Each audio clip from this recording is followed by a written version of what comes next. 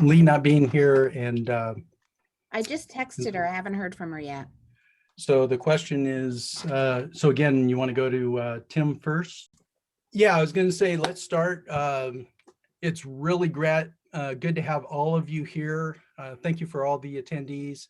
We're excited. This is one of our first meetings for the year, so glad to have you.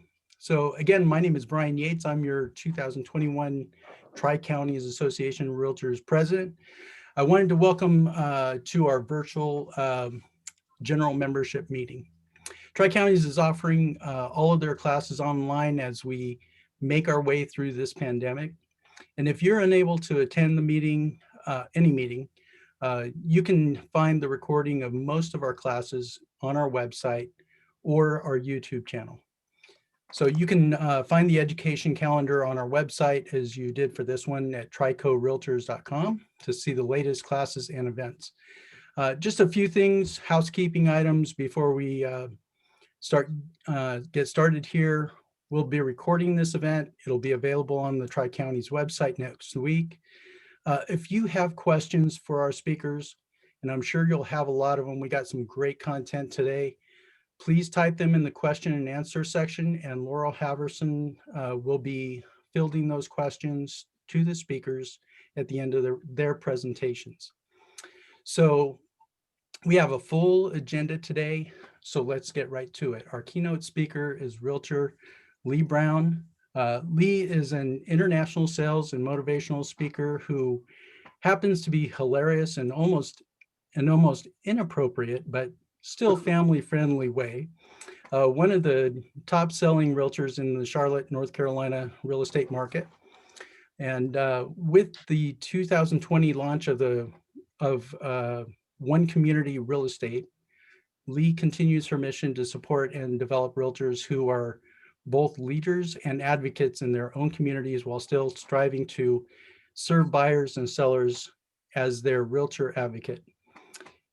In the RPAC Hall of Fame 3 times, that is, give a high five if you know what that is. She is a wife, a mom, with 3 cats available for adoption. She's a runner, singer, pianist who enjoys cooking, gardening, and needlepoint. And yes, she's a genuine Southern woman. She's a child of God and a follower of Jesus, trying to get life right, one mistake at a time. Let's welcome Leigh Brown.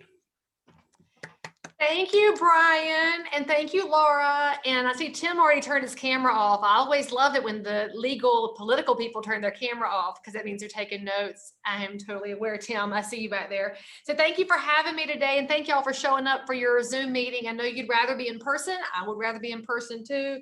We shall surely get there at some point when we the people decide that we the people are done with it.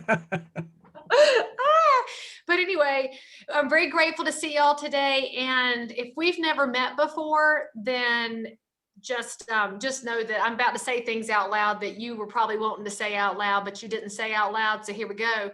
And let's talk about real estate. I'm a 21-year realtor. I am still a practicing realtor, and I'm going to keep practicing until I get it right. But full disclosure, I hate this market.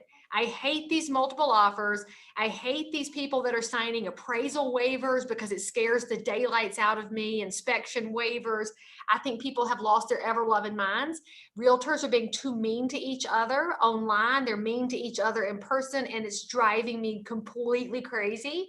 And if you love this market, then I think you're probably a little bit sadistic, because I want a normal market where the buyers and sellers have conversations and meetings of the mind, and it's a little bit more balanced. And if anybody agrees with me on that, then you're my people. But in the meantime, we're realtors, and so we manage because that's how we operate. And our people are not pivot people. And if there's any word that I can't stand from this pandemic era, it's pivot, because pivot means you're just turning in a circle. And when you turn in a circle, friends, you're going to come back to where you started. I do not want to go back to where we started at the beginning of this mess. I am ready to move on.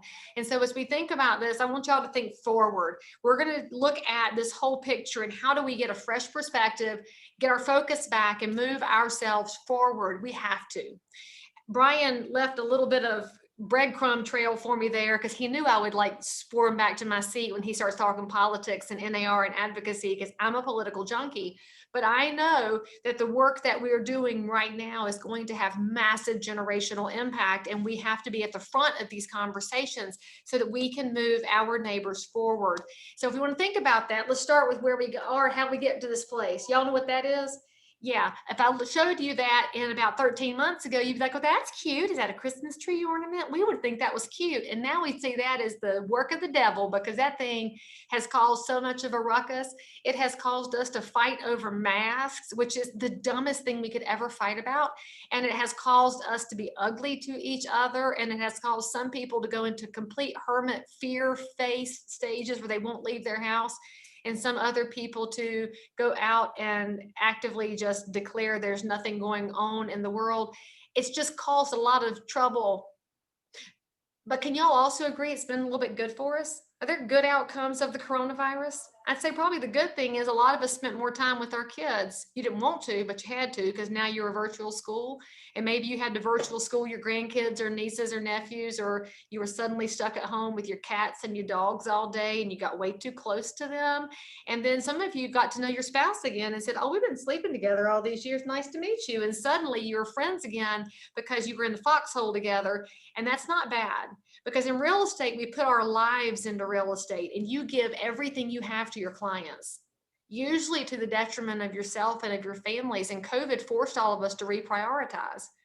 I'd say that's a good outlook. It also caused us to change our phone call habits, because when we got put on stay-at-home orders, and you guys are under the thumb of one of the more restrictive environments when it comes to conducting real estate, you had nothing but your phone. And so you're like, hey, what y'all doing? Yeah, you good? I'm good. I can't go anywhere. Can you go anywhere? Yeah, I can't do anything. What y'all doing?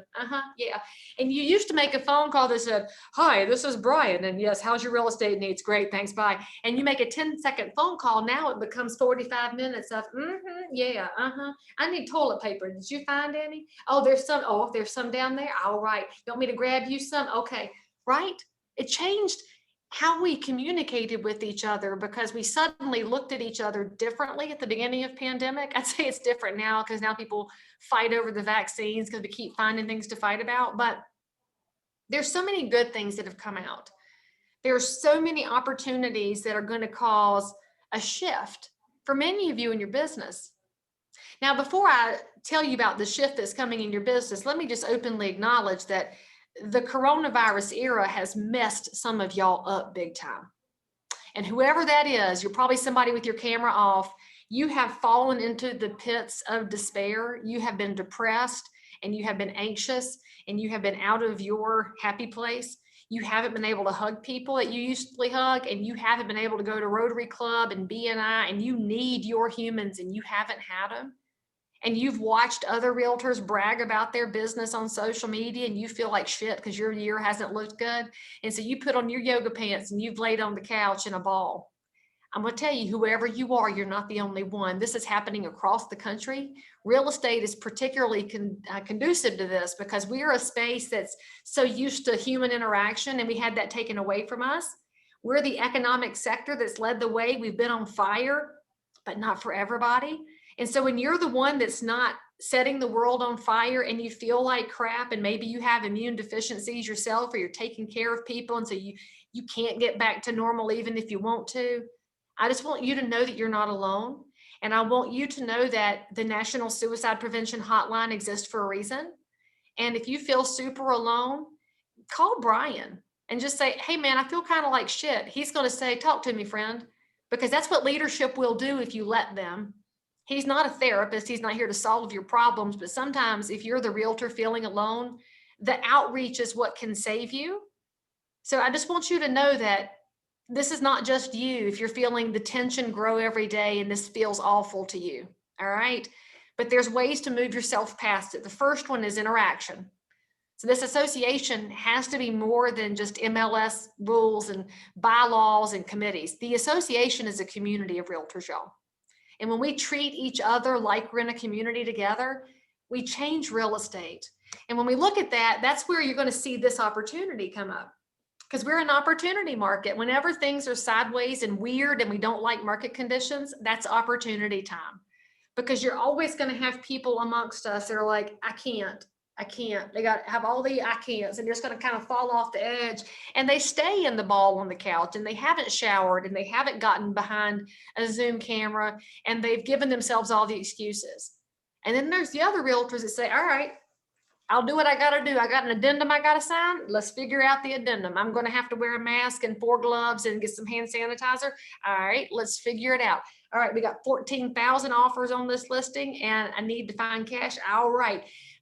The difference gap is coming from the ones who say, I'm determined to adapt. I'm determined to find a way. And then the ones who haven't found the determination yet.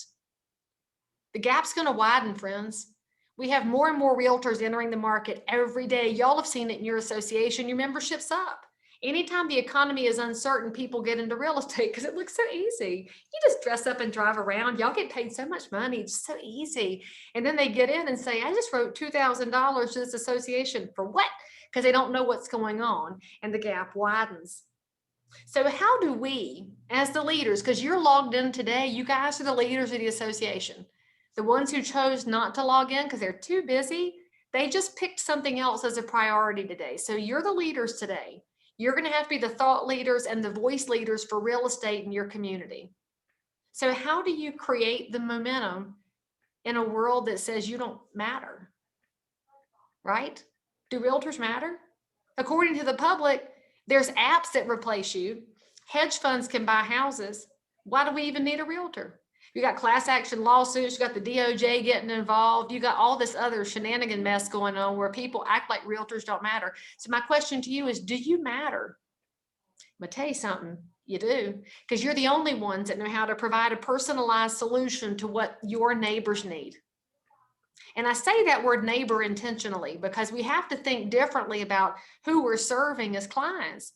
And if we think about our clients as leads and our neighbors as leads, we treat them like leads. But if you think about the phone call as a neighbor, you're going to behave differently. And that starts to cause you to move into forward momentum because you're absolutely impactful on somebody's outcome. Without you, it's just not going to happen for some of your neighbors. And you know that phone call, you've gotten this call during the pandemic, how many thousands of times? Hey, yeah, so we want to sell, but we don't want to get the COVID. So can we sell and not get the COVID? We're going to die if we sell. And then you've had people that say, we want to buy, but is the market high? Are we in a bubble? Should I wait? I don't know what to do. You get a lot of those phone calls of uncertainty. The realtors who move people forward are the ones that say, well, friend, here's the pros, here's the cons, here's our options. You don't make decisions for them. You give them all the information they need. By the way, apps can't do that. Hedge funds won't do that. But the realtor who wants their neighbor to make great decisions is the one that does that. That's what's going to change everything in the beyond for you who are committed to this business. So being committed to the business means understanding what it actually means to be essential. And a year ago, we weren't having any inclination that we would have to defend our role as professionals in the marketplace. The word essential for most of y'all is what you saw on the Frosted Flakes box. Remember up at the corner, it says Frosted Flakes says 13 essential minerals and vitamins. We didn't think about the word essential in real estate. You're like, I mean, I do what I do. Why did our elected officials say we were an essential for a while? In my market in Charlotte, North Carolina is still a halfway closed state because we are kind of a hot mess.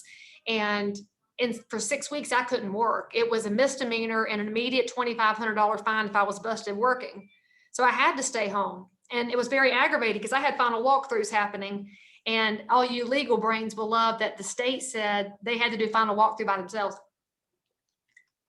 But who was still liable? Oh, that's right. Lee Brown, the realtor, still liable. You bunch of assholes. So why do they see us as non-essential? Whose fault is that? Is that our fault? Yeah, it's our fault. It's our fault, as in your fault, my fault individually, not the association or the brokerage or anybody but ourselves, because we never storytell correctly what realtors actually bring to the table. And our elected officials got their information about real estate from where? HGTV. And what happens in an open house on HGTV? Oh, it's $1 million listing and 1,000 people come through and they're shoulder to shoulder. Well, it looks really crowded. It looks like a super spreader event. Okay, spoiler alert, there's been no tracking to anything related to real estate. Why? Because our businesses tend to be conducted 2 to 1, and I don't lick my clients. I don't know about y'all. I think that's only in South Florida they do that, but I don't get real close to my clients at first. We don't hug until the closing table. By then, everything's all done. And so our elected officials didn't understand what we do day to day. And they watch house hunters, and well, in house hunters, in 30 minutes, you look at 3 houses and you sit by a waterfront cafe. And so why should realtors work? They're not that important. We never defined for people what we do. All of those phone calls that we've made, guiding people through pros and cons and helping them understand the implications of their decisions, that's what makes you essential. And yet our elected officials on every level fail to see that. Until our government affairs staff in almost every state, in almost every municipality, finally broke through to these elected officials and said, let realtors work, because people are trapped between housing. That's not helping COVID. We got people that have deposits on the line. We got people trying to close estates. They got things they are trying to actually hit deadlines for. We finally broke through all of the intricacies. People saw us differently. So how do we move that forward?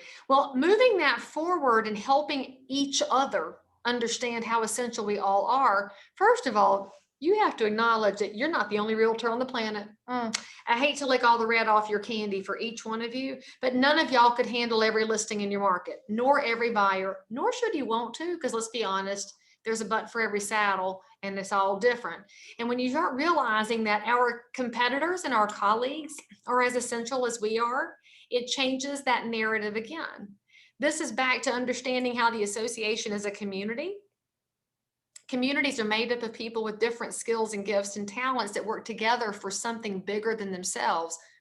That's exactly what realtors do, and it's who we are professionally. As a trade association, it's who we are as workers. So look at this interesting piece here. This comes from Dr. Jessica Laus, and she's our senior vice president at the National Association on the demographics and basically the numbers and nerdy geek side of things. Why are people moving? So this was at the third quarter of last year. Look at the number one reason people were moving: concerned about physical health. Those of y'all that are old guard like me, you've been in the business for a while, that's never been the number one reason for moving. Unless you were in Wisconsin, somebody wanting to go to Arizona for dry air, that's not why people move. The number one reason prior to COVID would be what? Need more space, need a different house. It was always about the house. It turned into physical health, getting away from density, getting away from different climates because of being a respiratory illness. People started thinking differently about how housing was impacted with their health. And then look at the red piece, concerned about social unrest. To my knowledge, it had never been a moving motivation before. Why did it become a motivation? Because we saw businesses getting hammered and we saw riots happening. We also saw peaceful protests. I don't know anybody who was upset about peaceful protests, but sure didn't like to see small business owners hammered for no reason. But neighbors don't like that around. Why? Kids, grandkids, property values. They want to protect their communities and all the neighbors in their community. People get nervous. And number 14% over here, the purple one, I need to get away from these people. I know I'm married to this one. I don't like him anymore at all. That happened a lot because people were in the foxhole together, and not all personalities belong in the foxhole. And if you want to know this particular number, you should realize that the divorce filings are up 37% year over year. Separation filings up 52%. That's not even just a 2020 number. That's a leading indicator of what we're going to see in 21 and 22 as you see people change family structures. And I'm going to tell y'all something else that should make your stomach hurt a little bit. That's not going to help our inventory issues. You're thinking, oh, yay, houses entering the market. Yeah, one house enters the market, but it turns into 2 different households. So you're putting more supply issues into play again. So you start thinking about that piece. That wasn't where people were a year and a half ago. And then the green one, that would be a normal thing. I'm just tired of this house. I need a home office, a home school. I need something different. I'm tired of this neighborhood. I need walking trails. I need this and this. And so you start considering this. As a realtor, has any of your messaging personally addressed where people were in their journey of real estate? Or were you using the same stuff we've always talked about? This is why we're not seen as essential by elected officials, because our messaging really hasn't moved over decades, has it? We say the same things. We say the same open houses. We have this, we have low inventory, low interest rates. It's the same commentary and very little about if you're concerned about physical health, I'm the realtor who will find a way to help serve you. You're concerned about social unrest. I'll help you figure out a way to feel comfortable with your move.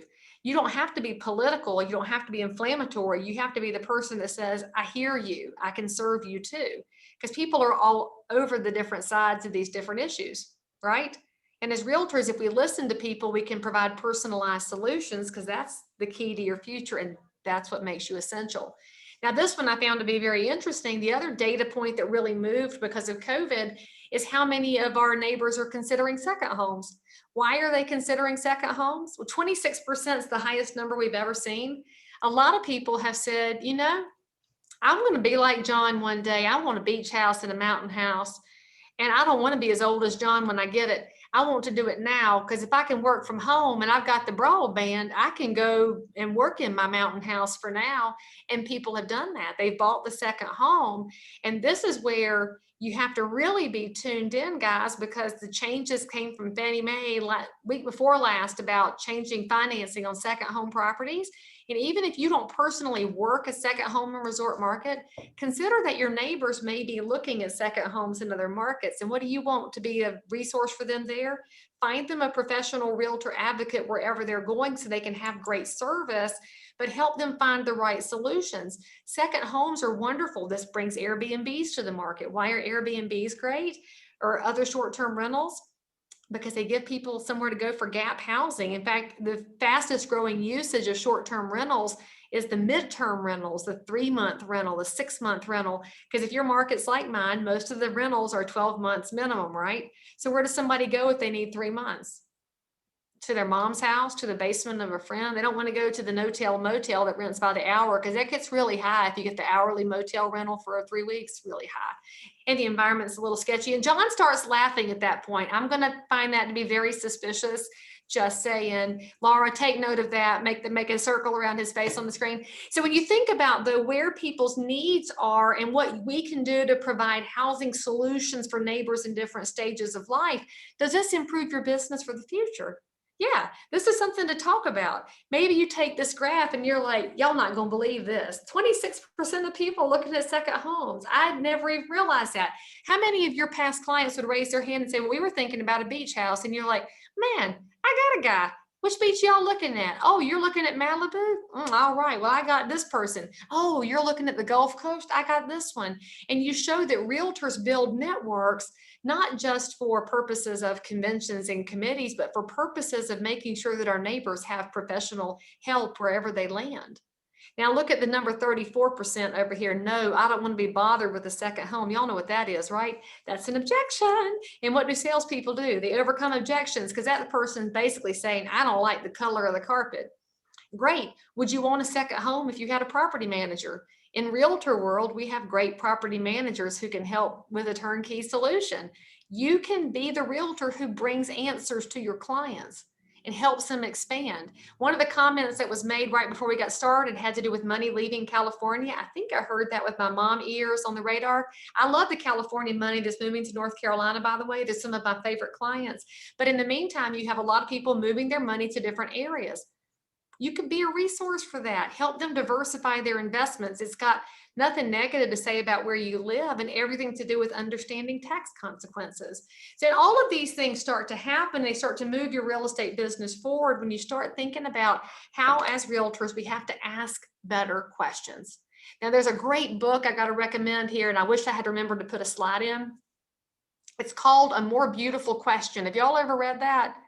It's so good. Tim, you should read it because in the government affairs side, it will help you break through to some of these 23-year-old staffers who don't really know their way out of the paper bag, but get put in charge of policy. So it's, yeah, you know I'm right. So it's called A More Beautiful Question. And as realtors, if you really want to serve your neighbors, asking better questions leads you to better answers, which helps you provide better solutions, which elevates what they think of the profession, which makes you more valuable, which future casts a future for our profession. It all adds up.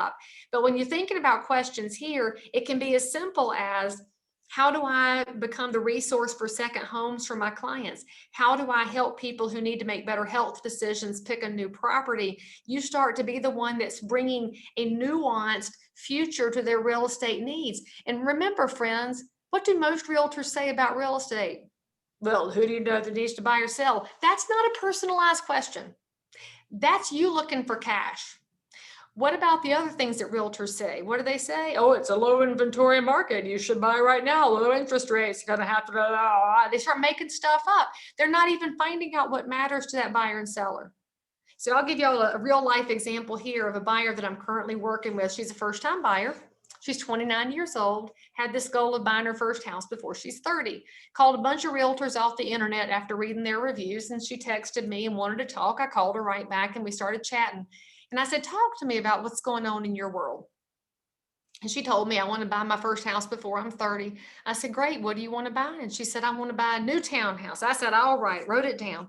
And so we chatted for a few minutes and I set up a consultation because I need to, have some FaceTime. I said, do you want to meet in person or over Zoom? Where are you on the COVID nervousness world? And she said, I am not nervous at all. Let's have coffee. I said, all right, let's do it. So when we sat down, I busted out my notepad because I'm an old person who likes paper and pencil. And I said, you said you want a new townhouse. All right, so let's talk pros and cons, boom, boom. I said, how about a resale townhouse? And she says, I don't know if I want resale. I talked pros and cons. And then I said, how about single family? She said, I don't want single family. I said, why? And she said, I don't know. I said, well, let's talk pros and cons new, pros and cons resale. And I'm watching her eyes get wider and wider. And then I said, have you thought about a duplex? What's a duplex? It's two properties. You'll be renting out one side, they're paying your mortgage. And her eyes got real wide, pros and cons of a duplex. We don't have any tries, or I would have talked about that. And I talked about quads. And I said, your same loan can go from 1 to 4. So I can get your first time buyer grant assistance, FHA, all the way to a fourplex where you're actually going to be making money every month. They're paying you instead of you paying them payment. Or we can go back to original brand new townhouse. I gave her this entire menu, all by asking questions as we went. And so she started thinking differently about real estate. Now this, friends, is where you're starting to move your business forward, where you teach that 29-year-old that this house that you're going to sell her, oh, I don't want you to ever sell it. She said, what? I said, no, I want you to build a real estate empire. I don't know if you're ever going to meet Mr. Right. If you do, I'm going to run his credit for you, just so you know. I said, but I want you to be able to build a future that's going to really take care of you. And if you don't buy a quadplex today, maybe in 5 years, we'll get you one, but I want you to think about the impact real estate can have on your future. And she's sitting there and she finally said, nobody told me any of this. Every other realtor I talked to told me I should go fast because interest rates were going up and I needed to go bid on houses and I needed to do it right away. They were pressure, push, pressure. I said, honey, my mortgage is paid whether you buy today or not. I got 12 years left on my mortgage. So I'm going to need you sometime in the next 12 years. You're 13, I'm probably gone. So we got 12 years to get it done. And she just visibly relaxed. And that's where you start to realize the impact of your realtor knowledge on somebody else's future. And it all comes from asking questions about what do they want? Why do they want it? And start to expand the thinking. It changes everything, friends. And so when you think about that, look at it in the way that you show property. And by the way, can we give another shout out to COVID for stopping the overlapping showings? I love non-overlapping showings. I kind of hate the 12-minute showing window I get, but I love that it's just me with my 12 minutes and my clients. But I look at this situation here. Look at the realtor's eyes. She's obviously pointing something out that's impactful because her eyebrows are up. And look at her clients. The lady in yellow is looking up and the man's got his head tilted. They're paying attention to something she's showing them. So what I see here is the realtor, having heard their previous question, is answering it. And it might be a positive, it might be a negative. She could be saying there's a power line over there. She could be saying that neighbor is smoking meth over there, but Heather heard he's getting evicted after the coronavirus era is over. But she's pointing things out that will make their decisions stronger, whether it's pro or con. And they are absorbing and learning because she's talking to them, not at them. And that's where asking questions is great, because when you know what your clients are looking for, you can serve through questions and answers. And this is about being the realtor that's not just spouting at people and throwing information out there, but being the one that leans into what their needs are. Real estate is so personal. And I think that gets lost in a low inventory market. where we're in these multiple offer situations and we start fighting over houses, you forget that most buyers don't really want an appraisal waiver because they don't have 25 grand to pay over for a house. And full disclosure, y'all should probably talk to your legal counsel about these appraisal waivers. I feel like that's going to be a major lawsuit problem 2 to 3 years from now. A lot of agents are going to go down for not having explained that real estate markets are cyclical and fluid. Just saying, you should have everything in writing at this point. I hate appraisal waivers so much. But anyway, this agent's obviously doing her job educating with her clients. She's also where they are because they're all looking in the same direction, but they're hearing each other. That's so impactful for your real estate business. And when you think about that hearing of each other, how do you put that message into a market that's evolving out of COVID and beyond? Think about your client events and what they can look like. And by the way, stop giving yourself the excuse of, but we're shut down, but we're locked down. Find a way, friends. Realtors are known for being adaptive people. My shred day has always been my #1 client event because I don't really want to hang out with people. I never do pies because they might stop and visit. I need them to ride through in the car and then shred their stuff and go away. Well, what we did was we changed the invitation and called it contactless because people like a contactless event. And we had some people show up in their car with their little gloves on, their mask on, panicked to be out of the house. We said, pop the trunk. We took their docs out, let them watch us shred it, and they moved on. And then our not nervous people pulled up in the parking lot and visited for a few minutes because that's what people like to do. And people are on different places when it comes to COVID. So respect the spectrum, but also be doing things nobody else will do. If you want your business to go forward, do what nobody else does. And that right now consists of being in front of your marketplace. The rest of the world is on Facebook and Instagram. You go back to face in a way that's safe and reasonable. And by the way, shredding, super inexpensive. Your vendor can pay a portion based on till RESPA, how you organize that. My lender pays for half because he can. He shows up and he offers any information they need on financing and interest rates and refis and whatever they need. And also one of my local businesses, he and his wife sell custom funnel cakes and they have a bounce house. Our town said, you can put that in the parking lot if you want to. And as long as everybody signs a waiver and is all masked up and all that mess and social distancing, whatever, you can do it. Cool, I can follow the rules long enough to let people get out of the house and be outside for a minute. So they're coming so I can support their business and we can create an environment around a useful service. The other perk here, by the way, George has been doing our shredding for several years and he's our favorite guy. And we have set him up and he's dating the girl we set him up with. So I'm pretty sure my shred day is going to result in a marriage and maybe kids. And then I'm really going to feel like this event has done things for the community. And this is just ridiculously fun. The other thing that happens here is I like to bring my nonprofits into play because if I'm going to have a future focused business, it's got to be more than real estate. It's got to be my entire community. Because friends, nobody else knows their community like realtors do. We are micro entrepreneurs. We are the boots on the ground. We are neighbors and homeowners too. So I reached out to my Habitat executive director, and full disclosure, I'm on the board for Habitat. And I said, how can I help our homeowners? Because during the worst of last year, they weren't able to help on build sites. The store was closed. And so the homeowners, if you didn't know this, have to invest sweat equity hours in order to earn their houses. Well, this homeowner and her daughter weren't able to get their hours in, and so they weren't going to be able to get their house going. And the executive director said, well, if you're doing anything, they can, join in. I said, I'm doing a shred day. Can they come out and help? And she said, yeah. And so she and her daughter came out and they basically became the voice in the face of Habitat. And they talked to all of our neighbors and said, we're getting our house built. Habitat can always use donations. Got so much money for Habitat, and they just really enjoy being out and about because they're so excited about their house. And it closes on Tuesday, so we're dedicating her house on Tuesday. I'm so excited. And that's what you get to do in real estate, friends. You get to go do big things while you build your business that build your community too. And we just forget to talk about so many times how realtors are right there in the heart of all these scenarios. And by the way, I'm going to add to the chat block if I can find it on my screen. President Charlie Oppler right now has I can do panelists and everyone to log your volunteer hours because he thinks we do more hours than we get credit for. And if you go to nar.realtor/RGN, that's Realtor Good Neighbors, he's hoping we can accumulate 5 million hours amongst the 1.4 million realtors. So any of you guys that are doing volunteer work, whether it's with Habitat or your church, or you work at the battered women's shelter, or you make phone calls for your local political campaigns, whatever you're doing that's in your community, you go here, you log your hours, and that way we can just have a cumulative number and say realtors spent this many hours helping their community. It's just a really good way for us to do better PR for each other as you do whatever it is that you do in your community. And for some of y'all, you haven't left your house a whole lot.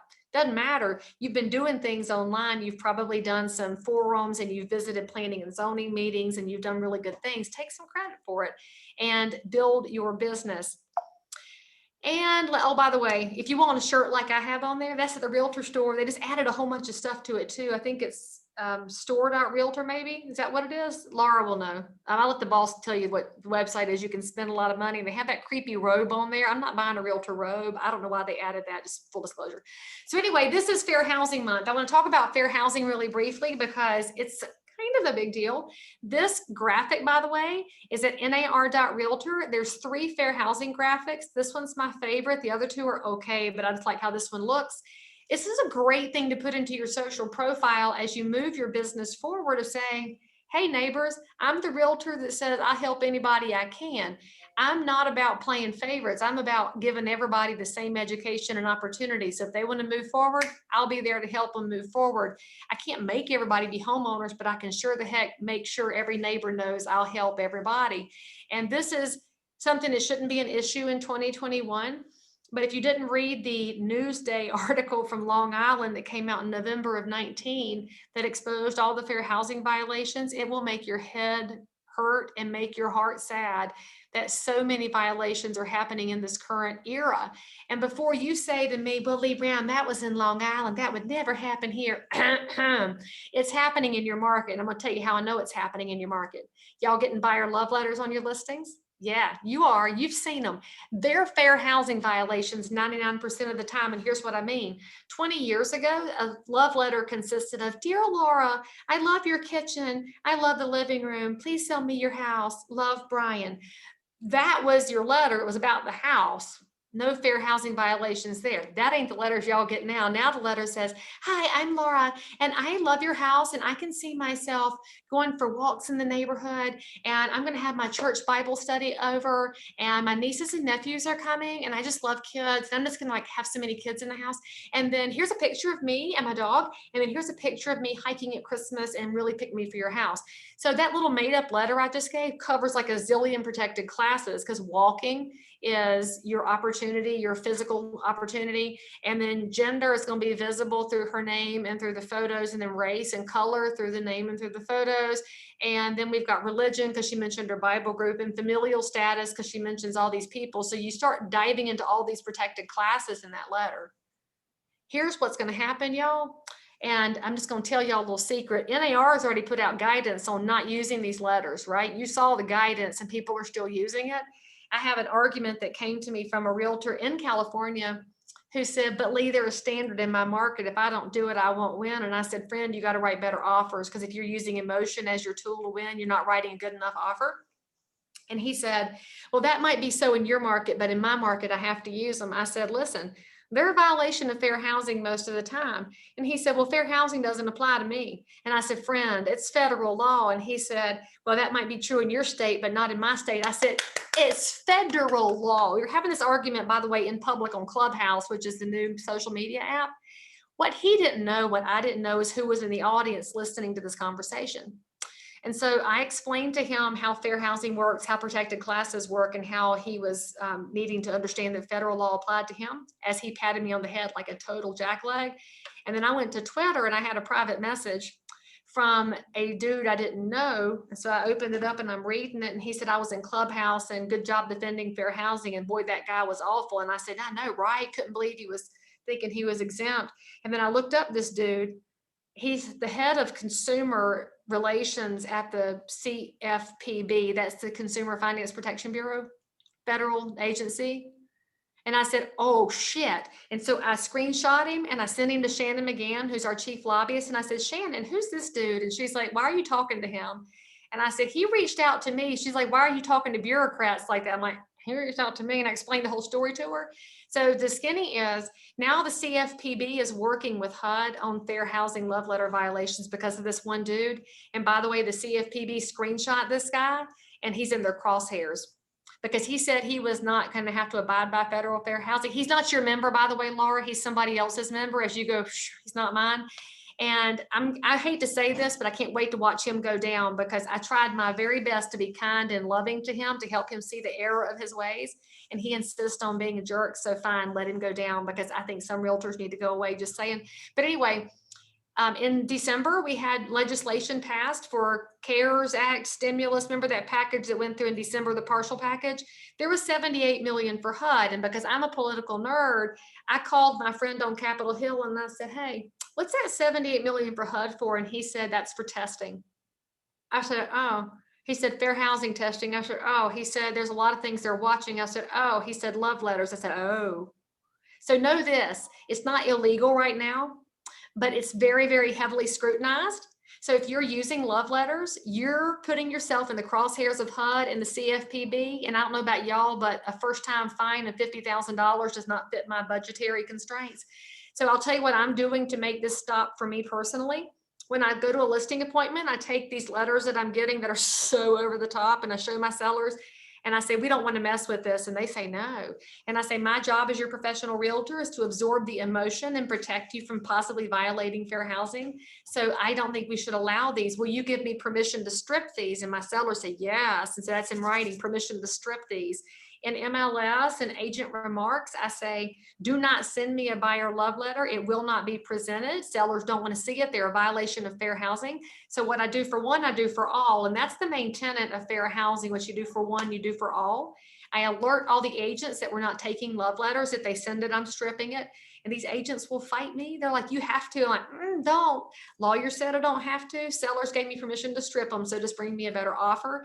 This is what's going to protect you, is having policies in place that allow the seller to be making the educated decision and to make sure that buyer agents have that information to make better offers.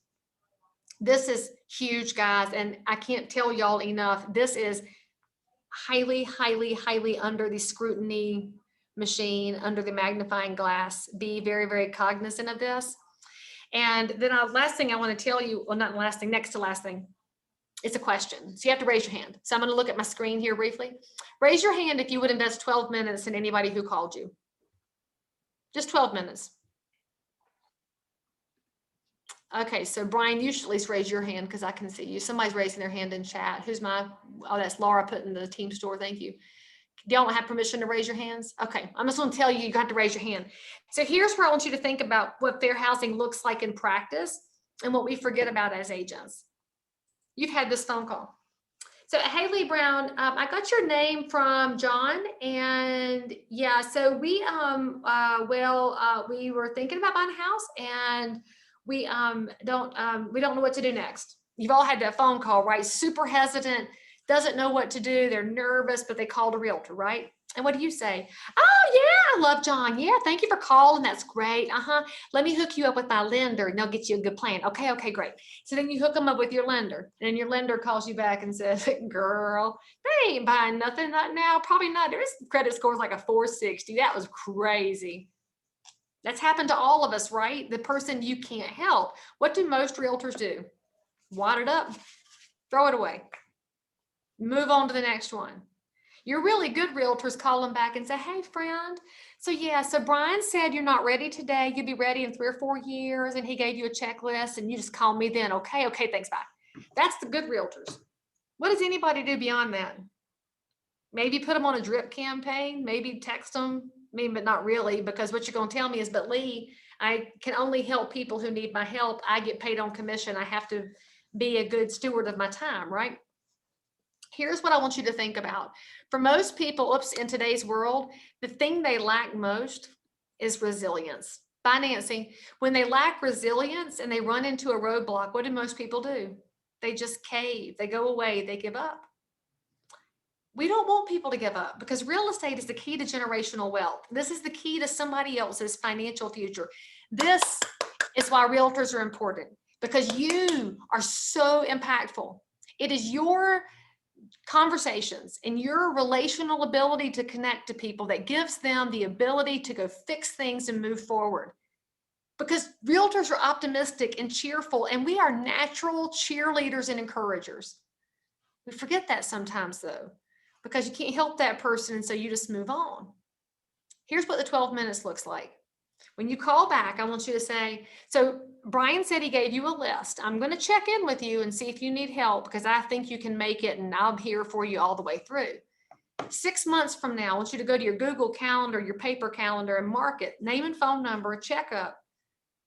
Hey, this is Leigh Brown with One Community. We talked about 6 months ago, and Brian gave you a list of things to do to get your credit ready. I just want to check on you and see how it's going, and if I can help in any way, I'm here for you. You have no idea what that's going to do for somebody, because who else is cheering for them? Probably nobody. We don't cheer for each other anymore. We're in a world that's so mean, a world where people live on their own little self-created islands. When you become the one that says, I believe in you, friend, you can get there, you have no idea what you're doing. So that 12 minutes is a 3-year commitment to every one of those low credit score phone calls. And it's a 2-minute phone call every 6 months just to say, hey, I'm here. If you need me, I'm good. What I have found is they answer my phone call about the second time. And they say, yeah, he told me I should pay off this. I don't remember what to do next. And we got our tax refund.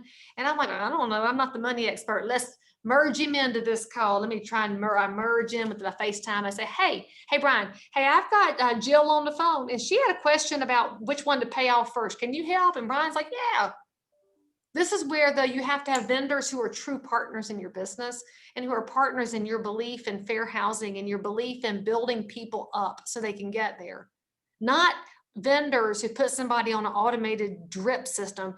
I will tell you, I fire people off my preferred list if they automated drip people, because that's crap to me. That's not going to encourage anybody. That's obviously bot work. I don't want bots. I want humans. And I'm going to tell you something. How does it feel 3 years from now when that person gets over the finish line and you're at the closing table with them? Are those not the best closings ever? When you're in that big hug situation, like, oh, I couldn't have done it without you. Because how often is that said about realtors? I bet if Laura went through and read all the reviews for all the members in this association, she would see the common thread is going to be for the people who took the time to write a review. I couldn't have done it without you. Because as realtors, you're right there in that personalized place for people. And if 12 minutes takes somebody from, I don't think I can, to I did it, do you realize what the difference is? It's not the commission check, because usually these are your lowest commission checks. It's not the hours that you spent, because you spent way more hours on this person. Here's the impact, and I need you to hear this stat because this matters. This comes from Dr. Lawrence Yun. Of course, he's the chief economist for NAR. And when he gave this stat, it stopped me in my tracks and made me speechless. And so that should totally be your kicker that you should pay attention. At the age of 65, which is the average retirement eligible age in America, a person who has rented for their whole life, okay, lifelong renter, 65 years old, average savings is $6,000. $6,000. Why so low, Leigh? Well, rents escalate over time. What have y'all seen during COVID? Holy smokes, rents are escalating at an insane rate. What else escalates? The cost of living. We got budget leaks we didn't have 2 generations ago. These stupid things are a budget leak of $1,000 a pop because people can't resist it. We live in a credit card society where money doesn't feel finite and people swipe, and they can't get caught up. So you're 65 and you're a renter. You've got nothing saved. What do? Can't stop working. If you're in a job that ages you out because of whatever reason, you go get another job. You drive the shuttle at the car dealership, or you work at Walmart, or be a realtor. It's really easy. Lots of people can get into real estate. And so they go do something else because they don't have the freedom to stop. Now think about this. Same person, 65 years old, but they're a homeowner. Average savings, $200,000. That's average. 200,000 versus 6,000. You hear me on this? If you, the realtor, invest 12 minutes in somebody, now you can't get them all over the finish line, but you get 5 people in your career over the finish line. Do you see the difference? You're giving them an entirely different future. And not that you can really retire on 200,000, but they have a buffer. They have a house. Their baby girl needs to leave her worthless husband. She can come home because it's their house and they can say yes. And she's got a pit bull. That's their grand dog. They can let the dog come home because it's their house and they can say yes. And he falls and breaks his hip and they got to pay the medical bills. They can because they've got the house and they've got a buffer. That's the difference a realtor makes. No app is ever going to take that low credit score person and encourage them until they get there. Realtors do. That's generational change because we know that people in homes have better health. They have kids that do better in school. They take care of their neighborhoods because homeowners invest in shrubs and in vegetable gardens and they generally mow the yard. And that's different than tenants. That's what I need y'all to think about. And I'm tired of the media acting like realtors don't matter. And frankly, I'm tired of realtors acting like we don't matter. I'm tired of the infighting that we do with each other when we get to each other's throats. And we forget that at our core, our job is to be of service to our neighbors so that they can build a different future than the one they thought they were going to have through home ownership. It's that big a deal. And if you can't put 12 minutes into somebody with a low credit score, then you don't belong in real estate. But if you can, and you will, you have the chance to change their life forever. All by being an encourager and an educator. That's what moves your business forward. Because getting paid winds up being a side gig. You get to do really good things for other people, and then you happen to pay your bills too. It's a win-win. But I can promise you this, if you chase money first, this business will eat you alive. And you won't have the chance to have the kind of impact that you do if you realize you chase the service first, the money will find you. So if you're curious about how I keep up with people, if I don't want to do the bot stuff, my process is pretty simple. It's 8 steps and they're a mishmash of telephone and video and text and email. And why do I mix it up? Because people screen in different ways. They communicate in different channels. And until I know them really well, I don't know what their preferred channel is. So I want to reach them in as many different ways as I can so that they know I'm available to work with them where they're comfortable. Y'all, I have one client that likes to message me in words with friends. It's kind of aggravating because that is a tedious place to communicate, but whatever floats his boat, that's where we talk. You got to be available to do that. And realtors are nothing if not adaptable to what other people need. You got to tell people. Tell them that this is what you do. This is how you operate, and this is how you're willing to operate. This is huge. Let's see. Sharon's asking a question. If consider the IRA, yes, friend. People that are 65 that have rented their whole life are highly unlikely to have retirement savings. They might have something in a 401k, but they're not showing a lot. So this is something you may want to reach out to. I think Tim can probably get you some more local information for C.A.R. if you ask really nicely, but it's a stark difference. Stark. So here's what I need y'all to do to make that 12 minutes happen.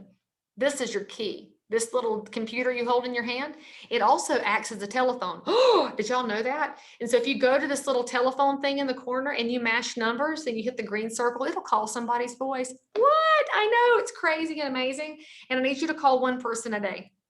And this is actually not your 12-minute person or a lead from the interwebs or from those websites that rhyme with willow trees, which are not places to buy leads because willow trees do not produce good fruit. So what I want you to think about instead is calling these people saved in your phone that already like you and know you and trust you and love you and probably have you saved into your phone too. And I want you to call one of them every day. And I want you to call them first. This is the rule to change your business forever. Start your day with people that fill you up and that you fill up.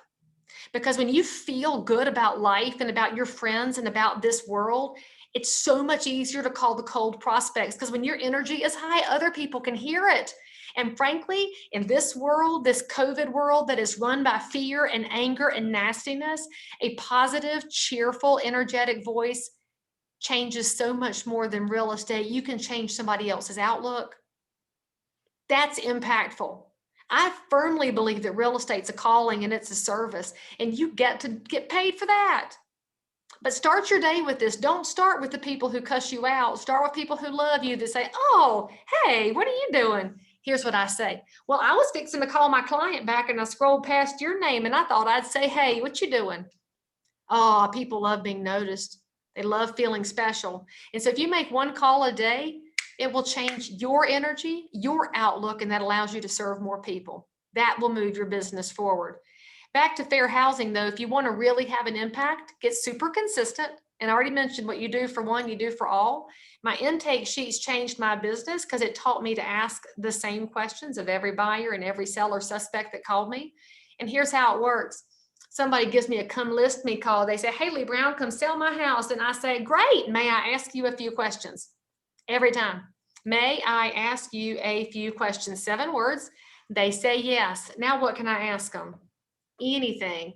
I'm gonna give y'all this download here in just the 2 shakes. So yes, you can have it. I print this on yellow paper. Why do I print it on yellow paper? So I can find it on my desk, because my desk is all white paper with MLS sheets and septic maps and tax cards. My leads and my neighbors are on colored paper. The buyer one is on blue, so I can find it too. Buyer calls me and says, hey, I saw your listing on Caldwell Road. How much is it? You know what I say to that person? I don't give them the price. I say, oh, great. May I ask you a few questions? If they say yes, I will ask them everything. No, you cannot ask me questions. All right, what do I have on the phone? A deadbeat. Move on. You don't have to deal with people that are ugly to you, friends. You can be a professional all the time. The key is asking the same questions of who? Every single caller. And then, by the way, think about Zoom as a forever piece of your business, because we're always going to have Zoom with us. It's going to provide us a hybrid opportunity to conduct business. I'm excited for being back in person again with meetings, but I'm also excited that our disability friends are going to be able to join in. Those with financial shortages that can't come to meetings will be able to dial in. I'm always going to be able to have buyer consults with out-of-state people and divorced people. I can bring their lawyers in. Estate sales, I can bring in all the cousins. There's so many ways that Zoom can be a part of your business forever. The trick to this though, a camera's got to be on. I know y'all are tired of this. I know you're tired of CAR and Tri-Counties meetings being on Zoom. Learn how to turn your cameras on, friends. The interaction matters. The energy matters. Seeing your face matters, because you matter to this entire community. So remember that there's going to be opportunities for forever. Sharon, if they say no to, may I ask you a few questions? I wish them all the best and have a great day. Because I'm a professional and I have expectations. And I want you to think about it this way. If you're trying to convert somebody that doesn't want to be converted, what are they going to do to your business? They're going to aggravate your last living nerve, because I don't think you can convert everybody. And if I call an attorney, I'm not going to get the attorney to tell me the answers to my problem right off the bat. He's going to say, I need to ask you a few questions, right? So he's going to ask me a few questions and I'm going to get it knocked out. This is where, as professional realtors, we have to treat ourselves as professionals first if you want anybody else to be treating us that way. Linda says the California listing agreement is being revised to include the choice of the seller. That's good. That means as professionals, go on and tell them, don't say yes. And by the way, you want your business to move forward? Get more education. Every time Laura and Tri-Counties put something together, log in. She's not going to waste your time with crap. That would waste her time too. And every time you take a designation class, even if the instructor's awful and the content's terrible, there's at least one nugget you can use every single time. You just have to have the mindset of our greatest real estate instructor we ever had. Y'all may remember the late, great Howard Brenton, who passed away about a decade ago. Howard always said, get out of judgment and into curiosity. And if you come to every educational opportunity and every association meeting with the mindset of curiosity, you're going to find something that makes you better, and it causes you to look out and up from your real estate business. Don't look down. Don't look at these screens. Don't get absorbed right here. Look up and look out, because that's where the opportunity lies. It's in serving the community around us and looking at real estate with a different perspective. Because if you will think about how critical you are to generational wealth, you're going to start thinking about your clients differently. Get back to asking them how they are. Get away from who do you know that needs to buy or sell. Get away from interest rates are low. Get away from inventories low, and just ask them how they are. Be their neighbor first and their realtor second, and your business will respond. Now there's all my free stuff. Laura's going to make that available to you because she's pretty quick to screenshot. And I think you have the slides. And if you don't, Laura, I'll send them over to you. Go download all the free stuff I have. I'm going to tell y'all a secret to real estate. I can give it to you, but if you don't use it, your business will not change. And then you cannot call me and say, Lee Brown, your presentation did not change my business. Cause I'm gonna say, what'd you do? And you're gonna say nothing. I'm gonna say, then that's on you, friend. We want to make ourselves better. We have to choose to do it because every day you got choices. You can choose to have some joy in your life and some energy in your life and attract people to you so they want to gain your real estate knowledge. You could also choose to be a grumpy sourpuss who types in all caps and exclamation points on the internet, and that's not going to help you. But when you help you help all of us, because as a profession, we are judged collectively, and I think we should be judged as the professionals we are. So go forward doing some really good stuff. And something else I want y'all to do, give a big thank you to your staff. Give a big thank you to your volunteer leadership, because none of them expected to lead in this kind of an environment. None of them expected to have to work through all of these hybrid things when everybody knows we want to be together. So please send them a handwritten note and thank them. Realtor leadership is unpaid. I know that Brian acts like he's paid an extra 6 figures for this, but it's only 5 figures. And really, he's just giving this time to make each of you better.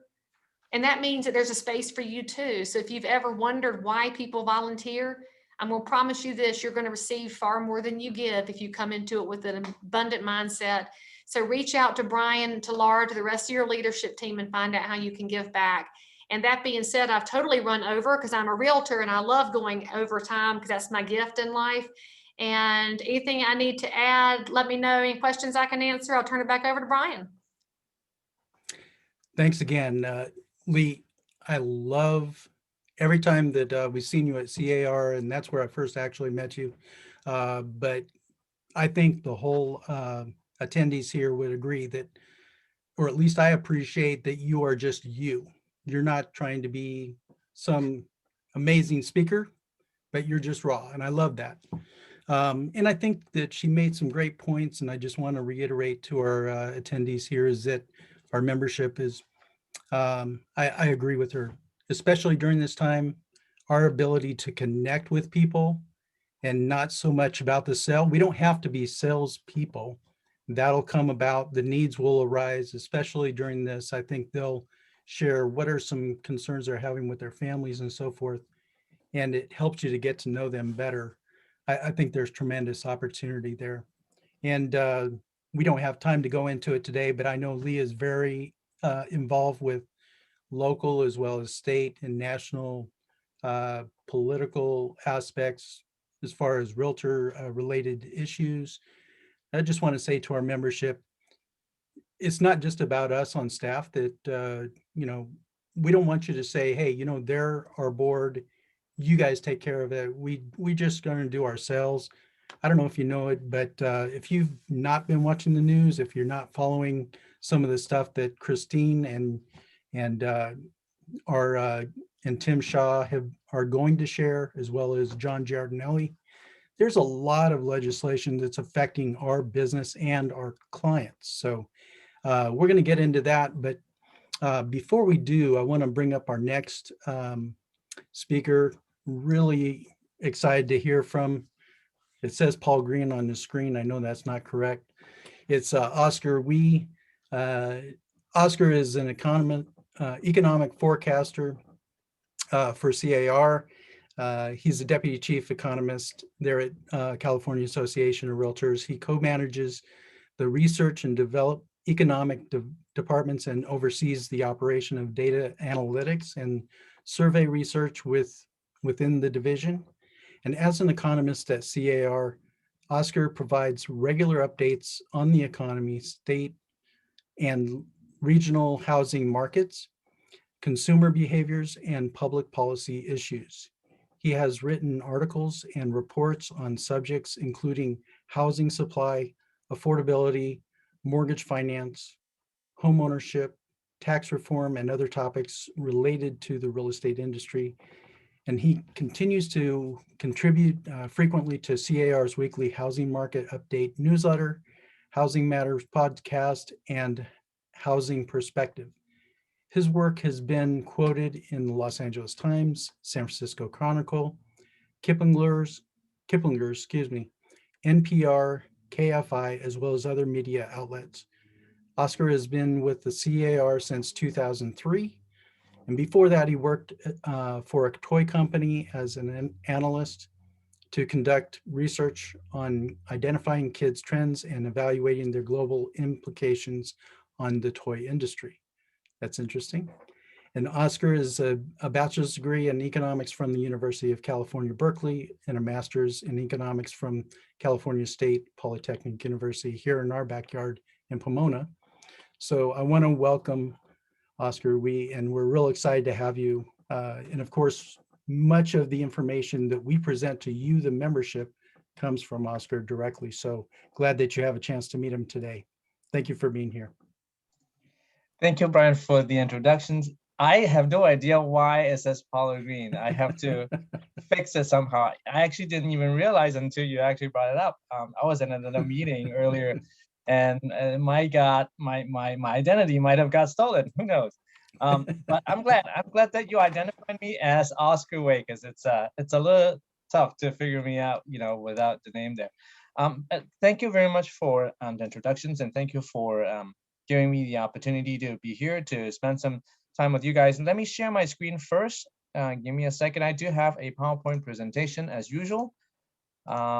Here we go. Give me a second. So I'm here to talk about the housing market outlook. As Brian mentioned, there are a lot of things that have been changing or have been going on, with the housing market in the last 12 months or so.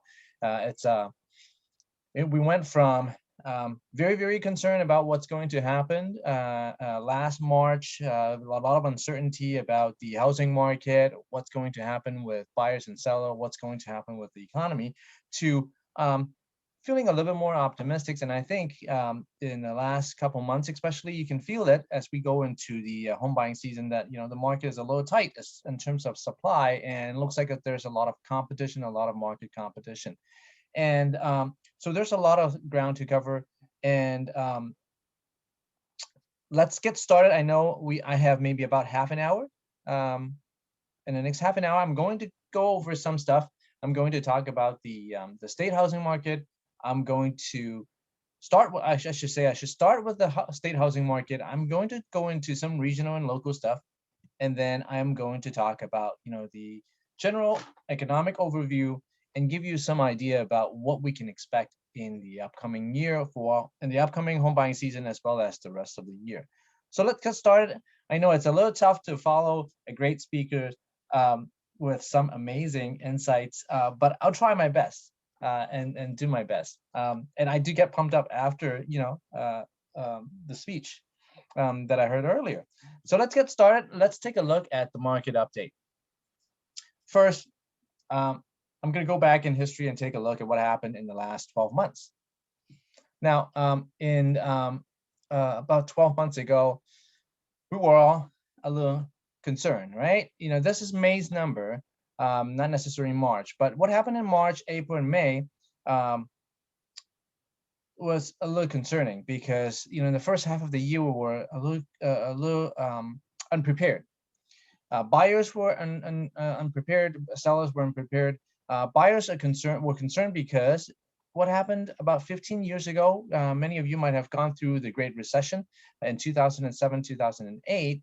And during that period of time, what happened? It was a housing market collapse that triggered the economic recessions. So at that time, sales plummeted, as well as price. Price, if you remember, it dropped by about 40%, 50%, depending on what area you live in. So buyers were a little concerned. They didn't know whether it's going to continue, it's going to happen again. So a lot of buyers actually pull off for a month or two, kind of wanted to see if the market is going to either drop or what's going to happen. At the same time, sellers also held off a little bit, because there were true public concerns. Even as of today, there are true public health concern. So sellers at that time might have just okay, well, I'm not going to put the house up on the market yet. Let's wait a minute and see how things pan out. Of course, we didn't know at that time that it's going to go on for 12 months, right? We thought maybe a few weeks, maybe a couple months, maybe by the summer will be over. But of course, it continue on. The pandemic continue on for a year, and it will continue on for a few more months until things get a little bit better. And I think things are going to get better. Now, so take a look at this number. Sales dropped significantly. If you look at the year-over-year number, dropped 41.4%. For the first 5 months, it dropped about 13%. But it's not only about sales, price dropped as well. Take a look at price, dropped about close to 4%. Now, prior to May, and actually January and February, we were actually increasing in price because at that time, remember, for interest rate, it actually started declining. It started declining, I think, at the end of 2019, or even before that, mid of 2019, it started declining to 3.8, 3.9, 3.7, 3.6 or so. But it didn't go down to a level that we're seeing right now. So at the beginning of 2020, prices actually went up. But of course, the pandemic hit and it wiped out a lot of things. Now, if I just show you the first half of the year, you probably would think, well, the year 2020 is probably a done deal. We're not going to recover. It's probably going to be down by 5 or 6% at least in terms of sales. Price may go down as well. But fast forward 6 months later, you look at the December number. This is at the end of the year. We were actually, look at this number. Instead of being a red, it was actually up 28%. Pretty impressive, given that we were in a pandemic year. And this number, the seasonally adjusted sales number for the state number, it actually went above 500,000. Now, this is a very impressive number, especially since we haven't, for CR for the state of California, we actually have not used the 500,000 benchmark until since 2012, 2013, if I remember correctly. We haven't had the need to use that number, but second half of last year, we started using the 500,000 benchmark. And it's not only the end of the year number. If you look at the second half of the year, people started realizing, well, this is a great opportunity to get into the market, especially when you have interest rate going below 3%. The lowest that we saw at the end of last year, or the beginning of this year, was, I think, 30-year fixed rate at 2.6, 2.7. So it really dropped down to a very low level, and it really pushed up home prices as well. Now, it's not only because of interest rate, inventory also got pushed up, dropped down to a very tight level as well, and that pushed up home prices. It actually pushed it up all the way to 17%. Now, this number, this is actually the statewide record median. Remember the number that you saw earlier, it was 588, has increased quite a bit, throughout that last 6 months or so, set a new record high for median price. Now, there are different reasons for for median price to set a new record. Part of it is because of interest rate, part of it is because of supply, but also because of change in mix of sales. I'm not going to go into too much detail of that.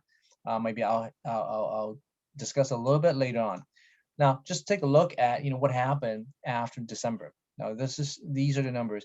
After December, in the last 3 months or so, we continue to improve a little bit. Now, it may not be as impressive as the year-end number. We're at 462 right now, or last month. I think March is going to be a slightly higher number.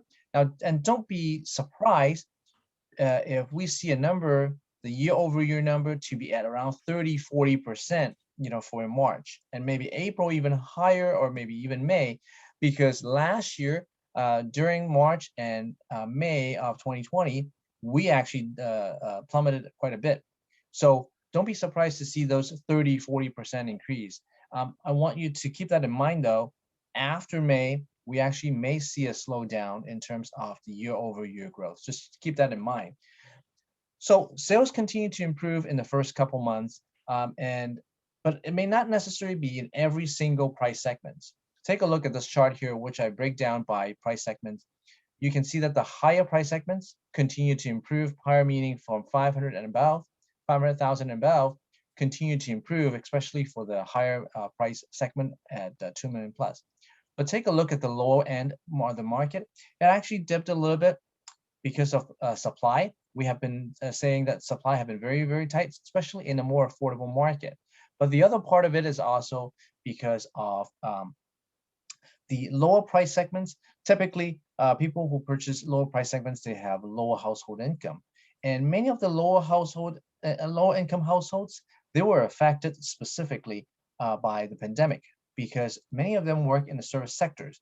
And for person-to-person interactions during a pandemic, it has been, because of the lockdown, many people who actually work in the service sectors lost their job or have their jobs put on hold. So it affected their personal finance. And that's why the demand for the lower price sectors actually got hit a little bit harder. Now, because of that reason, we have a shift in the mix of sales. And that's what I kind of mentioned earlier. Take a look at the slide on the graph on the right-hand side. You see that there is a difference between this year and last year. Last year, the sales actually represents, before pandemic, the share of sales below 500 represents about 47% as compared to only 35% right now. That's why there is a shift of mix of sales, and that actually artificially, hype up the price. But of course, the main reason is because of interest rates. Interest rates really fueled people to buy a home. And we have been seeing lately, though, that we are seeing a little bit of increase in interest rates. And I should say lately, meaning from January and February, we started seeing some increase in rates, and people start wondering, whether that is going to hurt sales. Well, higher rates definitely will have an impact on sales, but at the same time, in more recent week, in the last few days, we started seeing some slowdown, and I'll show you that slide in a minute. So despite the fact that we have rate increasing slightly in the last few weeks, it's still below last year's level. Take a look at, I'm sorry, I skipped the slide a little bit. Take a look at how it compares to a year ago. It's still down by about 35 basis points or so. So we're still better off. As far as price is concerned, though, we are actually back to, we continue to rise, and it continue, even though it's below that record median price, it's still continue to rise at 20%. And we will see price continue to rise as we go into the home buying season because of seasonal adjustment. An individual price segment, I show you the sales growth by price range. Here's sort of the price growth version of it. Each individual price segments continue to grow by about 20% or so. Now, if you wonder what that 20%, what the 80 to 100% percentile is, that is roughly about 1.5 million and up. And the same for 0 to 20% percentile, probably about sales below 350 or so. So each price segments continue to grow pretty impressively by about 20%. Again, it has a lot to do with interest rates, but tight supply also contributed to the increase. With a tight supply, we continue to see a lot of market competition, and that's being shown in the sales price to list price ratio. The sales price to list price ratio for February, a non-home buying season or pre-home buying season month, it actually showed over 100%. That's a median sales price to list price ratio. What does that really mean? Let me show you what it means in the next graph. It means in February, 56%, over 56% of the homes sold actually were above asking price. If you compare that to the last few years, this is actually the highest that we have seen in the last 4 years or so. But if you actually look at the historical number, which I don't have here, this number is actually the highest in the last 20 years, at least. And it's not just in California. This is something that got put out by Lawrence Yin, our NAR Chief Economist. He did a quick analysis on individual states, what the percent of existing homes were sold above above listing price in March. California is, consistent with what we saw in the February's number, but take a look at other states. A lot of states have been selling at above asking price. That's how hot the market is, and that's because of the active listings being very, very low. This chart shows you the supply side. This is how much we have been dropping compared to previous years. You can see that there's clear drop, starting after the pandemic, and it has been dropping by 50%. And that's why we have been actually seeing very, very upward pressure on price. I'm going to quickly go over some of these slides.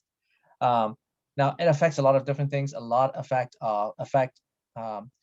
first-time buyers. First-time buyers, because of low interest rates, decided to jump into the market, and their share actually has gone up quite a bit, about 38%, 37%. It's above the long-run average. But is that going to last? That's a question, because of course, the rising interest rates and rising home prices will affect mortgage payment, and we are seeing mortgage payment actually increasing here, and that's going to affect affordability. So it's something that we need to look out for in the next few months or so, whether that will continue to, the affordability will continue to decline. I know it's been, look at the end of the, on the right-hand side, you can see that it actually has been declining a little bit. Right now it's at 27%, meaning only 27% of the households in California can afford to buy a median price home. I'm going to quickly tell you a couple of things about other markets. The resort market has been doing very, very well. You know, if you live in Lake Tahoe or, you know, even Palm Spring, they have been actually doing very, very well. Look at sales in 2020 have been growing significantly, 50%, 90%. Big Bear's increased by 93%. Price-wise, double digits growth. So resort market has been doing pretty well. I think it will continue to do better than some of the other markets, but the investors market might be a little different. Now, people are concerned about eviction moratorium. You probably already know, some of you may have clients who want to buy a property, a rental property, but they might be holding off right now because of their concern about evictions. Eviction moratorium, it's extended to June, possibly could extend to a little further if the economy doesn't improve dramatically. But I think, you know, it's safe to say that some of them may actually hold off on buying until a little later. So I have, okay, so for the next 10 to 15 slides, I have some local statistics. But first, let me show you some county stuff, and then I'm going to show you some city level stuff. And I'm going to show you where you can get some of those city level statistics on our website as well. First, the regional stuff, it's pretty consistent with what we have at a state level. 10% on a year-over-year basis for February. And so far, we have improved in sales by about 12%. And that will probably continue. And you will see, again, the first half of the year being very, very strong. And for as far as price is concerned, increased by about 16%. What about at individual county? I'm going to show you LA County, Riverside, and San Bernardino. Sales-wise, you're going to see similar trends, again, up by double digit or close to double digit on a year-over-year basis. So far, for the first 2 months, we're up close to 15% for LA, about 10% for Riverside, and on for February alone, only about 7.1%. And I said only, even though that's actually a pretty decent number. San Bernardino up 10% on a year-over-year basis and 13 or 14% for the first 2 months. Price-wise, we have been seeing double-digit number. And you notice for Riverside and San Bernardino, those are actually more affordable compared to LA. But because they're more affordable, they also have been increasing a little bit faster. But the other part of it is also, which I didn't say much about, is the concern about the trend, the migration trend, but from major metropolitan area to suburban. You have been hearing some of those. Now, whether that trend is going to continue, that's really hard to say. But because of remote working, a lot of people may be actually willing to move to more affordable areas, which means they may actually opt to live in somewhere a little bit further away from LA. But again, that trend, whether that is a long-term trend or a short-term trend, I think we have to pay attention for the next few months and see how that goes.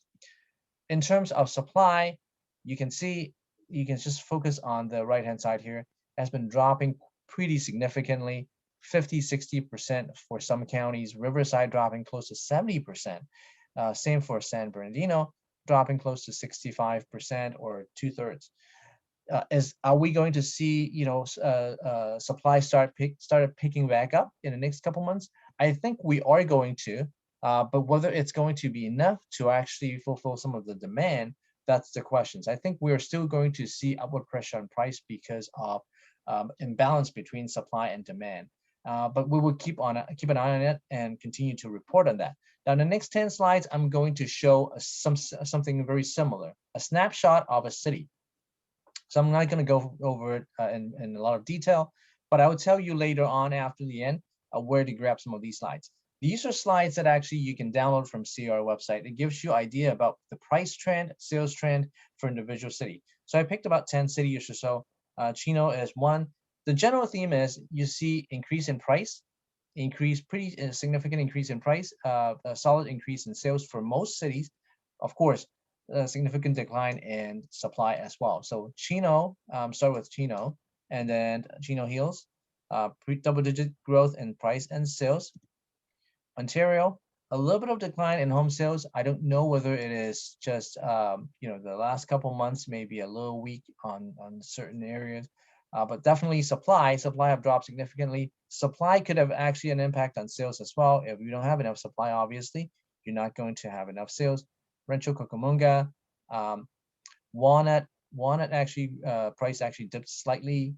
Hacienda Heights, pretty strong in terms of sales and price.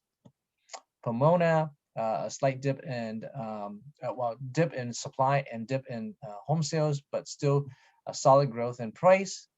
Rowland Heights, Eastvale, significant drop in listings, almost 70%. Riverside dipped slightly in terms of city of Riverside dipped slightly in terms of sales. I think it might be the supply is really hurting sales a little bit now. Corona actually still increased by single digit. And what I want to point out also is the sales to list price ratio. The sales to list price number. Take a look at this number. It reiterates the fact that some of the areas or most of the sales that are being sold in California continue to have sales to list price ratio above 100, meaning there's a lot of market competition here. So for the next 5 minutes, I'm going to condense it in the next 5 minutes. I know I'm running out of time. Next 5 minutes or so, I'm going to give you some outlook of what we can look for in the second half of the year. So of course, when we talk about outlook, how the market is doing, how the economy is doing, we have to take a look at the overall big picture. First, the big picture is how healthy the economy is going to be. Now, the economy is going to is actually continue to improve. But take a look at what happened in the first half of 2020. It drops quite significantly. Then it started bouncing back in the third and the fourth quarter. Now, third quarter was pretty impressive, followed by a softer fourth quarter, but we will continue to improve in 2021, which means we are going to see some pretty impressive growth this year, especially since we have some stimulus incentive, stimulus checks are have been coming into the people's account. So it's going to improve, but it's going to take some time. Right now, not all sectors are out of the wood yet. If you just look at the retail sectors, if someone who works in the food industry, food services and restaurants and bars, they're suffering. Look at the red line here. They're down by about 17% as far as retail sales in those areas, while the other sectors are actually improving, continue to improve. But if you look at the chart on the right-hand side, it shows you that things are going to get better. You see that this uptick here. In the second quarter or third quarter, things are actually going to get better. Small business continue to close. Many small businesses continue to close, but we're going to get better because we're going to get some, vaccines are going to roll out. And if you look at the current pace that we're at right now about 34% of the U.S. population actually got vaccinated. If we continue with that pace, by about late July, 90% of the U.S. population will be vaccinated, and that means more opening. Take a look at the next slides. More opening, more people in the last couple weeks, and in fact have been actually going out and actually going to restaurants. That foot traffic actually has increased quite dramatically in the last couple of weeks or so. Of course, we still have to continue to practice social distancing, but if we continue to practice social distancing and get our vaccines, things are going to get a little bit better. In terms of economic growth, we are going to surge, back in the next quarter or so. Take a look at the prediction by UCLA. In the first quarter of 2022, we're going to get back to the trend line. Now, it's going to take some time for the labor market, but I think we're going to get back a little sooner than what we anticipated. I think before the stimulus package we thought it might actually not be back to the pre-pandemic level until maybe 2024. But if you take a look at just predictions by Wells Fargo, it's actually going to surge up. Now, we're currently still below the bottom of the last recessions as far as unemployment is concerned, but it's going to pick back up. I think first and second quarter of next year, we're going to be closer to about 4.5%, 5%. But right now, we expect, for the nation as a whole to probably end with about 6%. Now, California is a little different. California takes a little bit more time because California is a place where people travel to. Tourists have the tourism got hit really hard in California, and so it's going to take a little bit more time for us to get back to normal. And for the U.S., we expect a 4.4% increase in GDP. Unemployment, like I said, it's going to actually hit 6.1% this year. Not too bad, but of course, compared to pre-pandemic level, it's still a little higher. For the state, we expect unemployment to actually hit 8.2%, with the non-farm job growth actually growing at about 1.5%. What about the economy? What about the housing market? The housing market depends, of course, a lot on interest rates. That's one thing that we should be concerned about. But if you look at the rate, the trend of mortgage rates in the last week or so, I think we have been seeing, increase in rates for a while, but we might have actually hit a ceiling, at least for the short term. When I say short term, and for the next couple months or so, because it started trending down a little bit in the last few weeks or a few days or so, and it seems to be, fluctuating below the 3.45 or 2.4, 3.45 for the 30-year fixed rate. I think it will be at around that level for the next month or so before coming back up a little bit in the second half of the year. And with that said, a lot of sellers and buyers are still very optimistic, especially sellers. Take a look at the slide here. Sellers, 63% actually believe that it is a good time to sell, which means a lot of people may be considering putting their house up on the market in the next few weeks or so. And pending sales from last month suggest that we will continue to grow in the upcoming months or so. It's growing by 18%, but it's actually the first time below 20% though. So it's growing, but may not be growing as strong based on February's number. But I can tell you that, because of how strong, how bad it was in March, I think the number actually will be a little bit better than that. I'm going to skip over the slide for a minute. And this one, let's take a look at the outlook. The outlook for California housing market, we expect first half of the year, and when we go into the home buying season, I think you are going to see some strong year-over-year growth. But the second half of the year is when we actually see some slowdown, because we did have a very strong 2020 second half. So relatively speaking, it may not be as strong compared to 2020. 2021 may not be as strong. We're expecting, though, still a double-digit growth in sales in 2021. As far as price is concerned, it's a healthy increase of 8%. Of course, that affects affordability. And we expect the average 30-year fixed rate to be at around 3.4, 3.5. With that said, I'm going to wrap it up with a few bullet points. As far as sales are concerned, housing sales are concerned, it's going to stay pretty resilient. We're going to have a very solid first half. Second half will be about on par with last year, maybe just a little bit lower, but for the year as a whole, it's still going to actually show an increase. But of course, the problem is supply. We still should be very, very concerned about supply, because it's probably will improve a little bit, but not a whole lot in the second half of the year. And that's going to push up prices to about 8 or 9% this year. But that's going to affect affordability. As far as the economy is concerned, I think we will see a brighter path for the economy. It's going to take some time for everyone to get back to normal, but it's going to improve. And that means mortgage rates most likely will rise in the second half of the year as the economy continues to recover. With that said, I showed you a lot of survey earlier. Hopefully you can participate in our survey. If you want to, go to C.A.R.Oscar, go to survey, and you'll have a chance to participate. And that's my contact information, as well as where the presentation will be posted. So thank you again, and I don't know whether we have any time for Q&A, but if not, feel free to send me an email. We have Did a you have- couple questions. Go ahead. Absolutely. Brian, why Thank don't you. you go ahead with yours? Yeah, I just was curious, Oscar.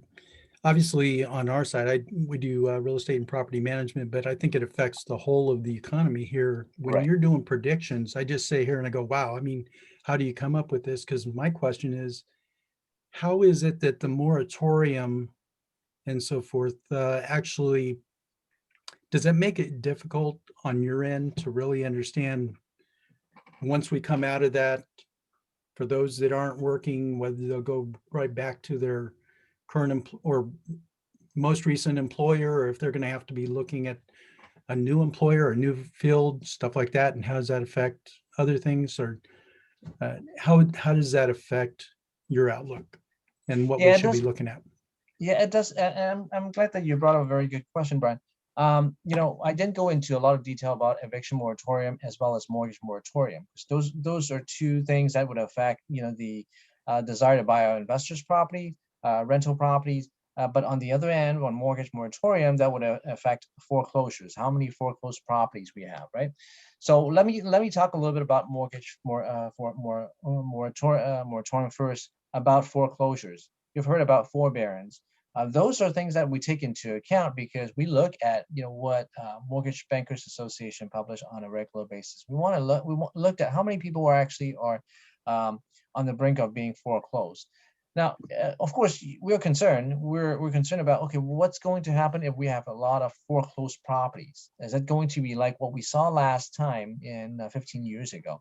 Now, we looked into that, and last time when we had the Great Recessions, at the peak, 60% of the sales were foreclosed properties, whether it be REO or short sale, they were foreclosed properties. And when you have that many foreclosures, it actually depressed the price quite a bit because people just throw their keys back to their lenders. Now this time around, it's a little different. The first difference is you start with a very, very tight supply. We're talking about 1.5 months of supply. So even when you have some foreclosed properties, they're going to let the market dictate, who is going to buy, what, because right now the market is in need of properties. So lenders, after the experience of last time, they're not going to be a property management company. They want the market to dictate. So because of that reason, yes, we might actually see a little bit more foreclosed properties than what we are seeing right now, but they're going to be dictated by the market in terms of price. So that's not going to affect price as much. The other part of it is, based on some of the survey statistics that we have, we know that from in the last 5 years or so, as far as people over leveraging, buyers over leveraging, it's nothing compared to what we saw 15 years ago. Back then, about 30% at one point, 30% or 40% of the people actually put down 0% down payment. Right now, we may have about 3 or 4%. So there's a stark difference. So because of that reason, people are not going to just foreclose their home. They would try to do their best to actually keep their property. Going back to eviction moratorium, as I mentioned, eviction moratorium is right now it's lasts through June or so. If the economy continued to get better, things are going to get better. Now, if you look at how many people, we looked at how many people were actually don't have a tough time actually paying their rent, and that number continued to actually go down. There's a survey that the census actually did. And we look at those numbers, and things are actually not too bad compared to previously, what we thought we would be. So I think when the economy start reopening, people will have their jobs back, and then those renters will actually be able to pay their rent. It's not going to be as bad as what we thought, but of course, there's still a lot of uncertainty. So investors are going to be concerned probably until July or August or so, when things clear it up a little bit. So it's a lot of analysis, a lot of things to take into considerations, but yeah, it makes it a little bit harder to predict, how the housing market goes. Laura, did you want to read the other questions? You're on mute. I didn't see any other questions. Oh, okay. Very good.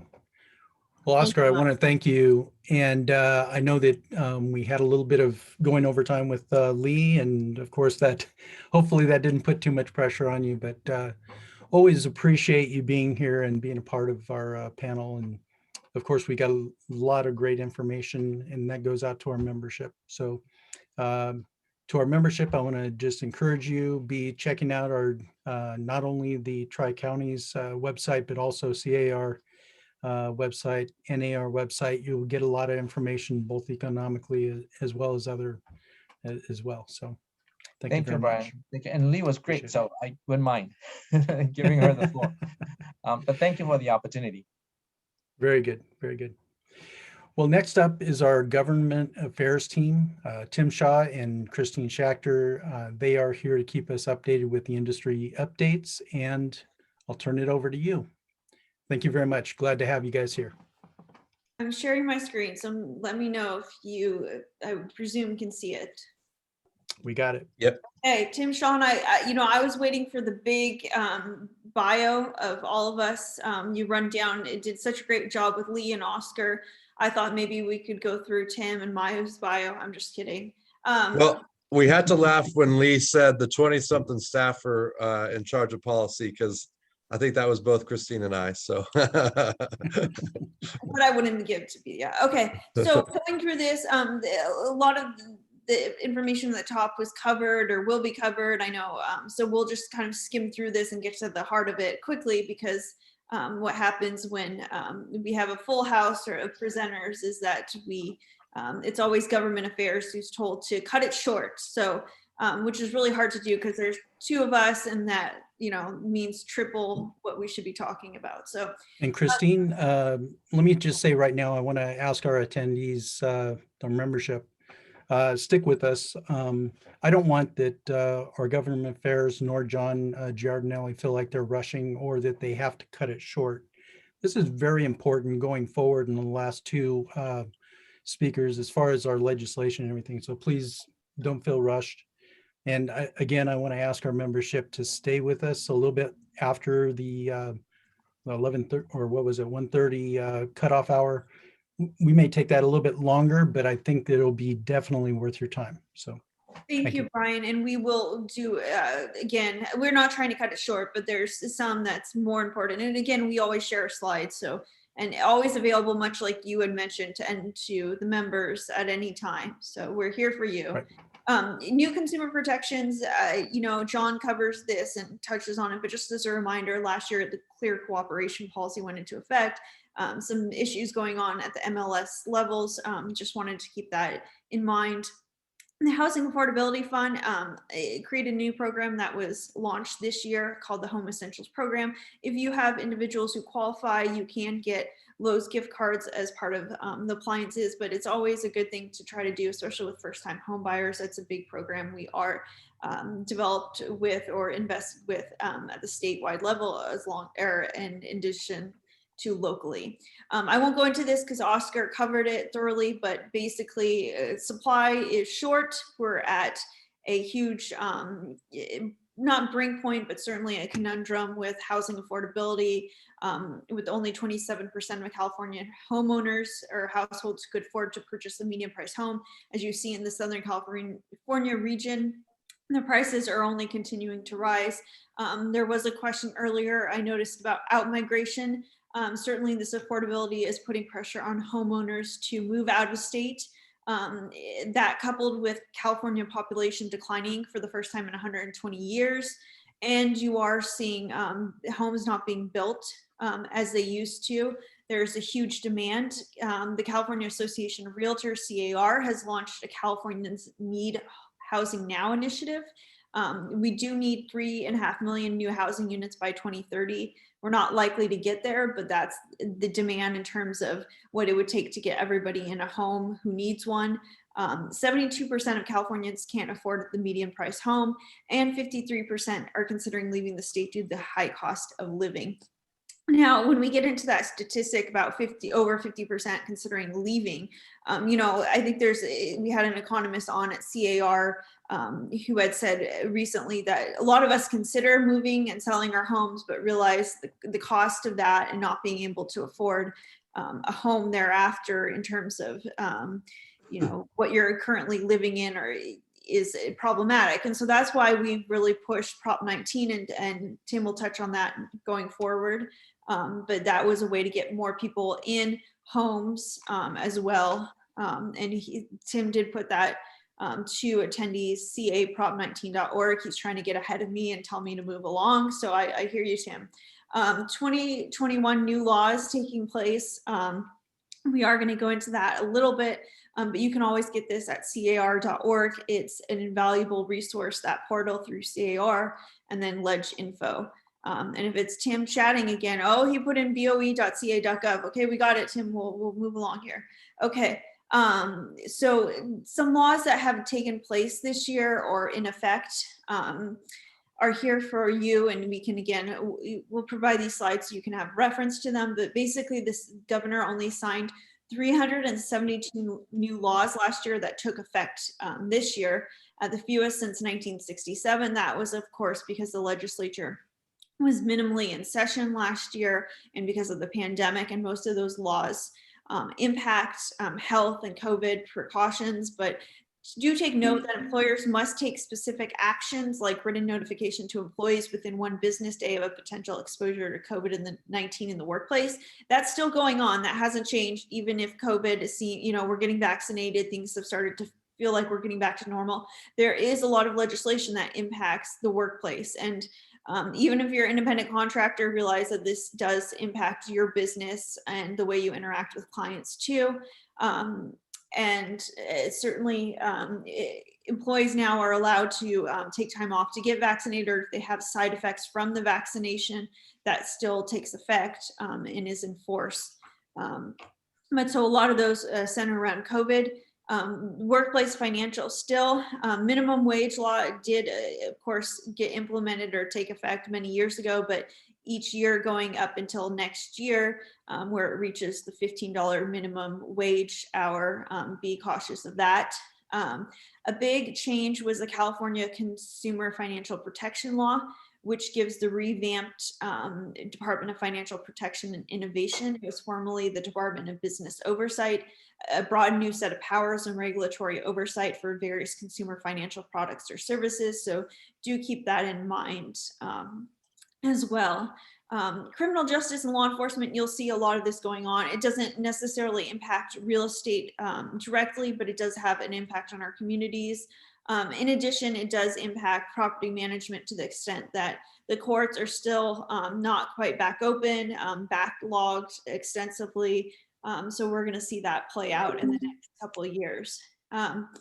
And then COVID-19 rent relief, housing is key, is a DRE based or California.gov website dealing with landlord, renter, tenant relations, some more information on some of the Consolidated Appropriations Act of this past year, so pass through from federal funding. And I know this is dear to Brian's heart. Why is terminating tenancy so complicated right now? Well, that, okay, sorry. We had AB 1482, statewide rent cap and just cause, was passed in 2019. Last year, AB 3088 was the statewide rent moratorium and just cause eviction law. Basically, it applied AB 1482 to everything, including single family homes. And now you have this year SB 91, the COVID-19 Tenant Relief Act, which furthermore extends 3088 and provides new regulations and moratoriums. So it's a complex way out there. I would never want to become involved at this moment in time in landlord managed or property management, but if you're already in the game, I don't know, I'd get out, but that's my own opinion. They don't make it easy in California these days. So rent controls, just cause, still in effect, as you well know. Again, applies to all tenancies. And even substantial rehabilitation is no longer available unless you're making it inhabitable for certain properties. If you are a single family property owner or condo in contract to sell, that buyer must have or must be taking occupancy in order to terminate month-to-month tenancy. Updated form, it should have been provided to tenants a while ago, the Notice to Tenant of COVID-19 Tenant Relief Act. Again, the updated form NTRA2, but do be aware, if you haven't provided it, you need to provide it immediately. Some laws that took effect this year that may not be on your radar: foreclosure sales. So this is kind of a very convoluted one, but basically a tenant, owner, occupant, and nonprofit right of first refusal after a trustee sale. So if you're dealing with a trustee sale, know that you have to, residential 1 to 4 properties, you have to provide certain entities the opportunity to bid based on this new law. So that becomes very complicated as well. 25% rentals in common interest developments or HOAs. Basically, CC&Rs must be amended and cannot limit the total number of rentals to below less than 25% of all occupancies. Home hardening. So this is a big one. Just yesterday, the governor and legislators decided to move forward $500 million on wildfire prevention. There was $1 billion proposed by the governor in his upcoming budget plan for this next fiscal year. They decided, legislators and the governor, to start expediting some of that money or to start deploying it even in this fiscal year. And so again, $500 million to wildfire prevention plans, but here in California, you do have to have that home hardening disclosure within very high or very high fire zones built before 2010, residential 1 to 4, and again, same cancellation rights and exemptions as the TDS. PACE loans, we don't deal with that as much, but there have been new laws regulating that. The conversation of green energy and efficiency and new requirements are certainly at the forefront as we talk about wildfires and other things and trying to become energy independent. But for the most part, PACE hasn't become quite the issue it was historically, but continuing with regulating that industry, there are certain disclosures that now must be provided. In addition, Assembly Bill 3254 is a consumer protection in that you must provide translated copies of contracts to individuals. Now this is where Tim takes on. All right, so the lovely Prop 19. Before I dive into this, the priority is to get you to the website, www.caprop19.org, which I put into the chat. This is a public facing website, so you can get a lot of information and information to help you also teach your clients about Prop 19 and how this is going to work. So of course, this has been a battle we've been waging for a long time and finally got it passed. The basic the idea here back in 1978 when Prop 13 got passed, of course, it brought into effect the idea that when you purchase property, it's going to lock in that property tax rate and it can only grow at that 1% a year assessed value. So over time, as people owned real estate for a long period of time, of course, they ended up enjoying a property tax bill that was a lot lower than it would have been if they were paying at the market rate for their home. So as people owned their home for a long time, they didn't want to sell it because they had the lower property tax bill they were paying. So what we've seen happen in our real estate market in California is just people holding onto their homes for forever because they don't want to sell and lose that property tax bill that's very low that they're enjoying. So along the way, we had Prop 60 and Prop 90 come along that would allow you to transfer your property tax basis to your new home if you sold a home and bought a new home under certain conditions. We were trying to make these conditions, expand the use of these conditions, and that's what we had back in the 2018 ballot, an effort that failed. Unfortunately, the voters voted down. So we came back with Prop 19 here in 2020, our statewide association, and got Prop 19 passed. So some of the basic parameters here. You got to be 55 years or older to transfer along your tax basis. That's been in existence, and that continues to be in existence, with the caveat that if you do lose your home in a wildfire or your or other natural disaster, or you're disabled or something like that, you don't have to be 55. You can transfer your tax basis. But some of the things that did get freed up, you used to only be able to transfer your basis one time in your whole life. With Prop 19, it now is 3 times you can transfer the basis if you sell a home and buy a new home.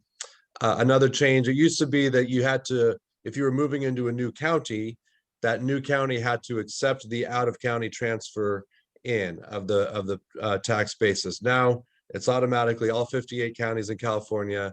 Of course, this applies, so you can transfer it in. Another big change here, you used to be only able to purchase a home of equal or less value. Well, now you can buy up. You can buy, you sell a home and buy a more expensive home, and that replacement home can be up.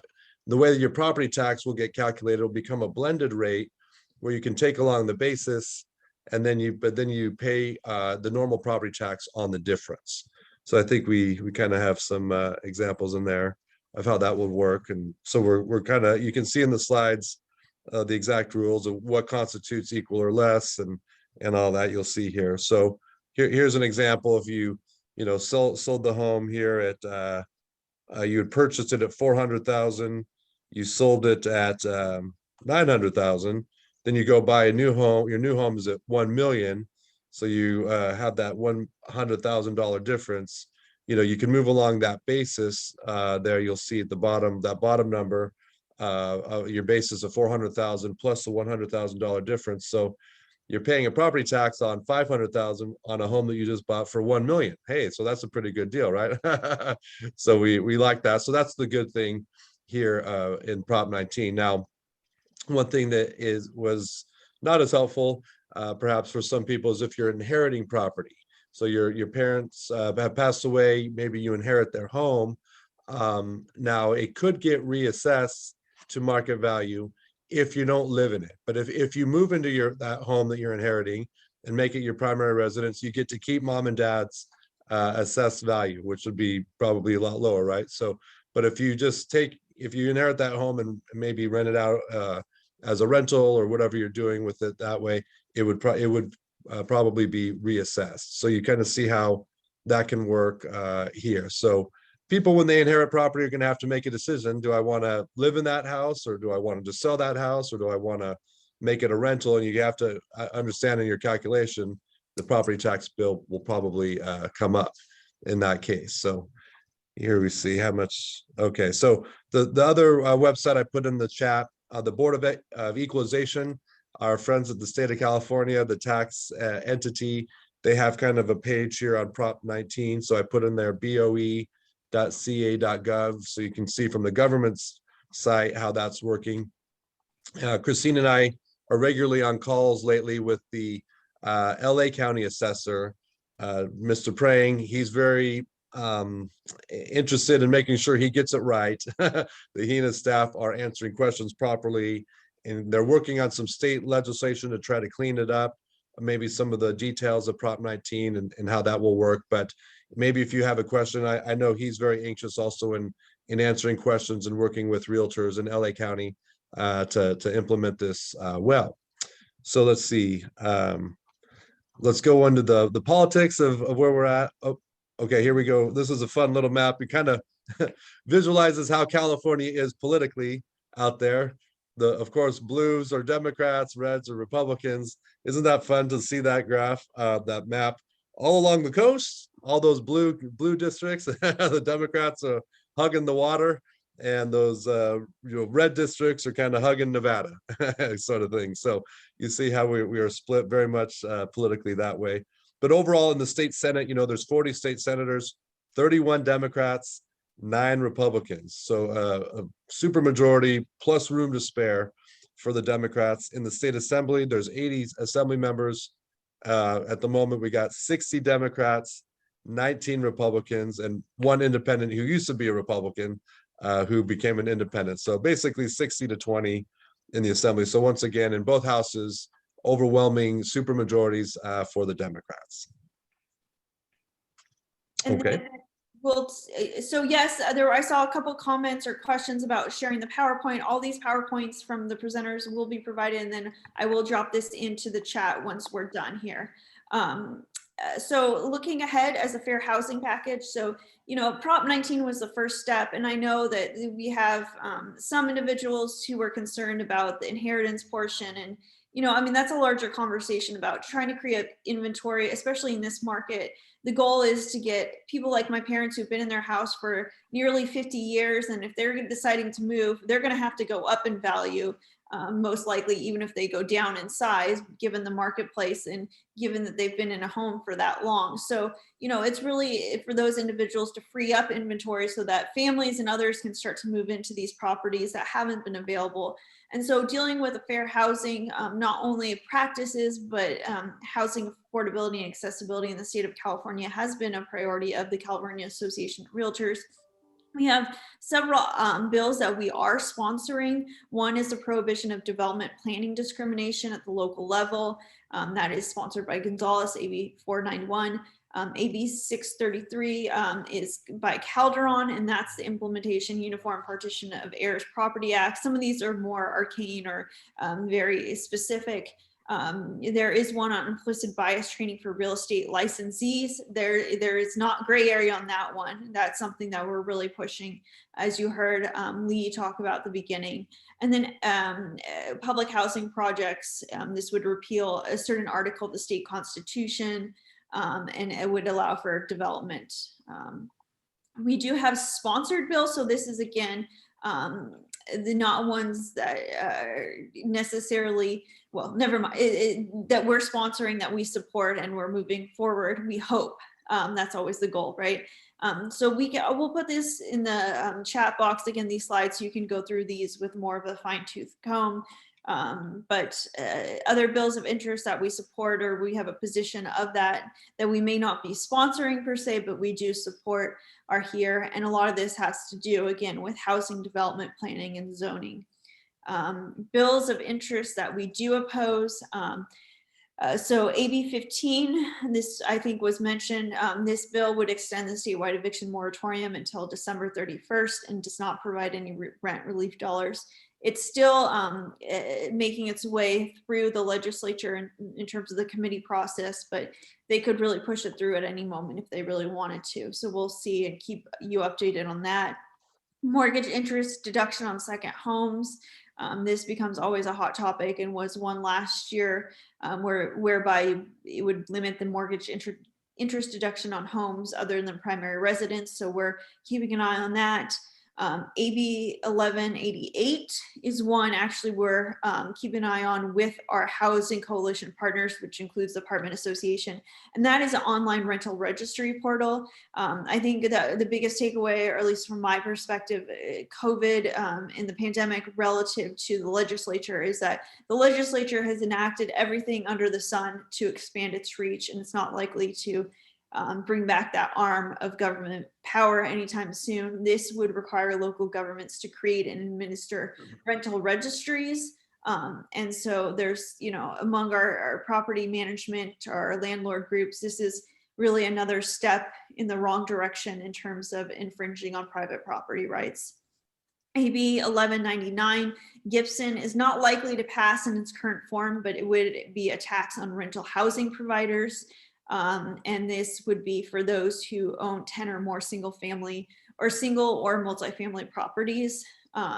So these great ideas and legislation keep on getting proposed. So as you notice, we're focused more on those that are negative to our industry than those that are supportive, because are very few and far between.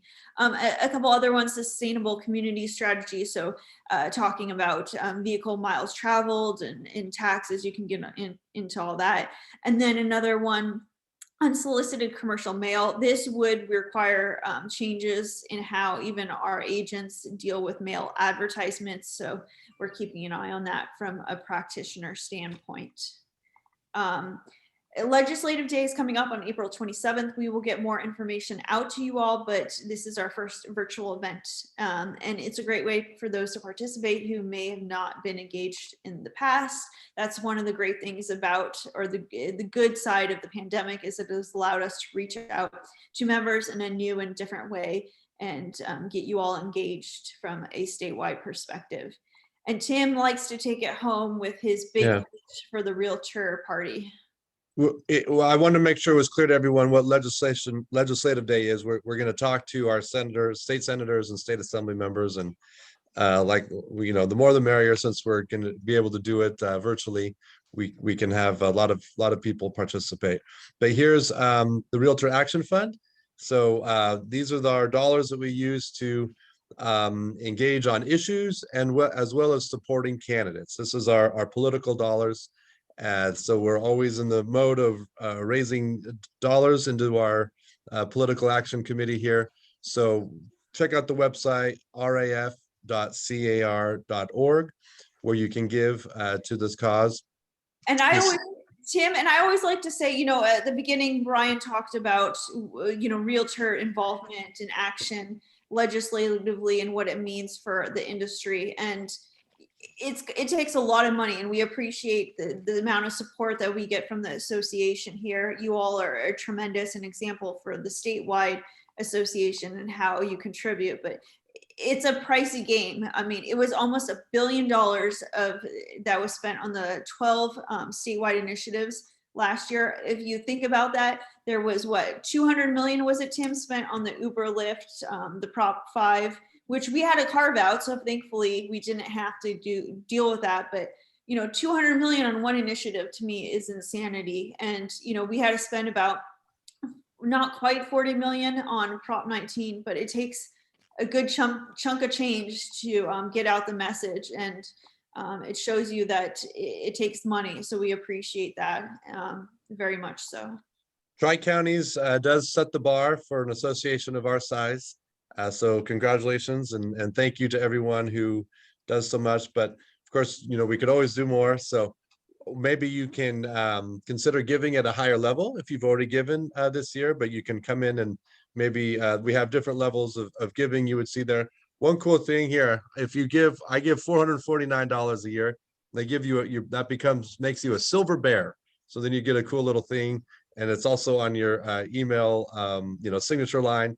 You can give at that level, or $1,000 in the President's Circle, and just on you go.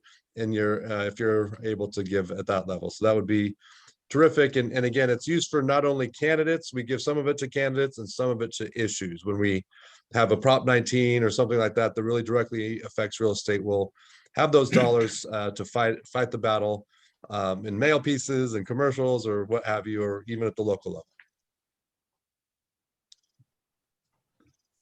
That's us. Very good. We're good. Awesome.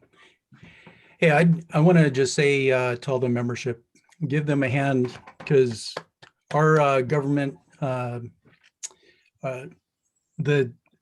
job that they do is so important, because they're meeting with all the local officials. They're also talking to our assemblymen, our senators, et cetera. Without them doing what they do, then of course we don't have the information firsthand as you're getting it and so forth. That's crucial. And I want to just say too that this isn't about Republican, Democrat. This is about what we call the Realtor Party, right? This is about what are the issues or the candidates that are supporting, or the things that would help to ensure that we in our industry are able to do what we do for our clients. And then of course, for the homeowners, right? As a property manager, I can tell you, I got a fiduciary responsibility to my landlords, but at the same time, I got to make sure that I keep them in check, that they're not breaking the law or out of compliance for our tenants. So it goes both ways, but your financial support, and we encourage you also to meet with your mayor, your local officials and stuff, so that you get to know what's going on in your cities as well. So it affects your business.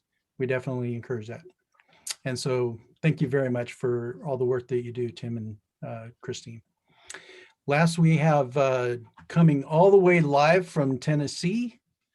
I believe that's correct, right?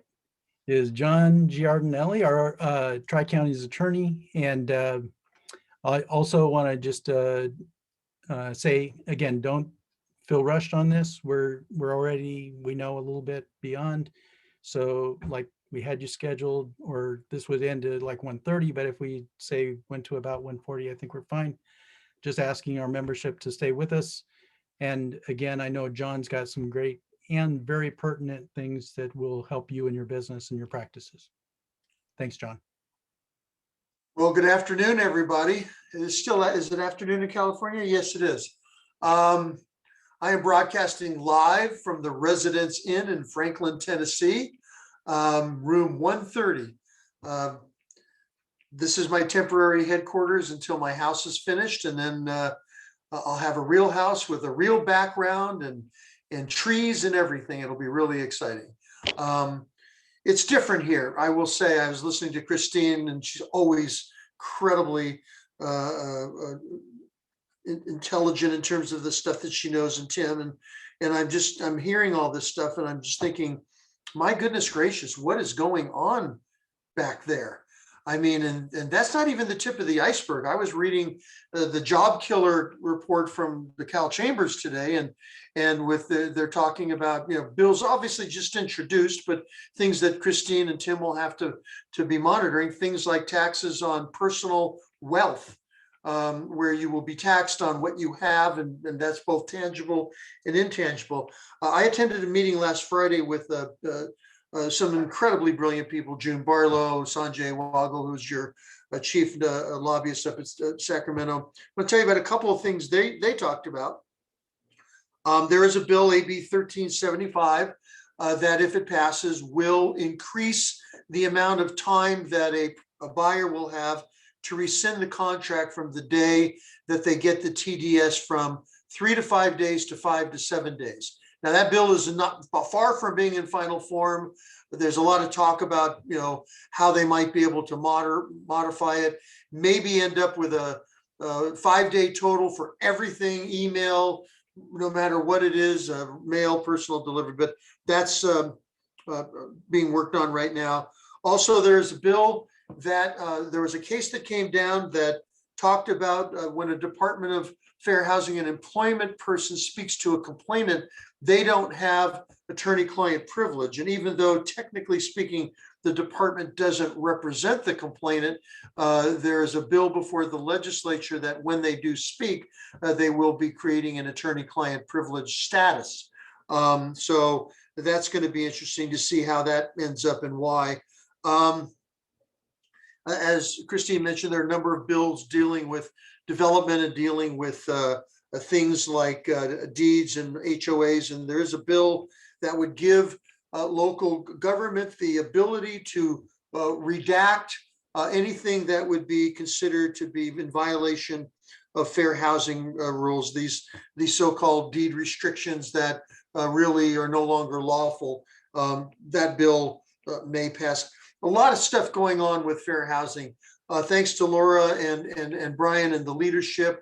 We're going to have what I think is going to be a phenomenal panel on June 23rd. You really want to mark your calendar. For those of you that are brokers especially, because under the regulations 2725 of the Department of Real Estate, you have a duty to keep your agents up to date on fair housing laws, both federal and state.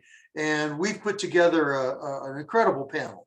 As Christine mentioned, there's a bill that probably will pass that will require you to take training on implied bias. And we have a professor from McGeorge School of Law, Molly Stafford, who's going to be speaking on implied bias, what it is, how you can avoid it from a legal perspective. We're also going to have Brandon Butler, who's an attorney with the Department of Fair Housing, talk about all of these fair housing rules. I'm sure people like Brian will want to pay attention because as Christine mentioned, now is not the time to sort of dabble in property management. You better be a pro.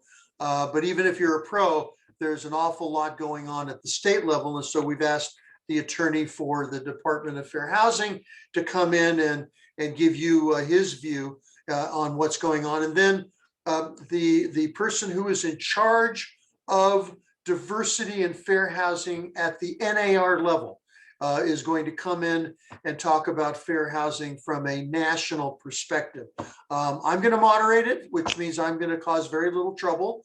I may do a little bit on hate speech, but I think this is going to be a great panel, and I want to thank Laura and I want to thank Brian for giving me an opportunity to work with these people. I think we're going to plan out a really good program for you. Couple of other things. There was mentioned last week at the meeting that, as you know, the governor is planning on reopening your state, and it's still my state, and moving into different tiers and all of the stuff that's going on in California. And CAR is in discussion with the CDC, but for right now, you still have the same rules you've had before. You need to remember the restrictions on open houses and on showings. There are to be no open houses. Now that may change in the summertime. We don't know. But for right now, remember that the guidelines are still in effect.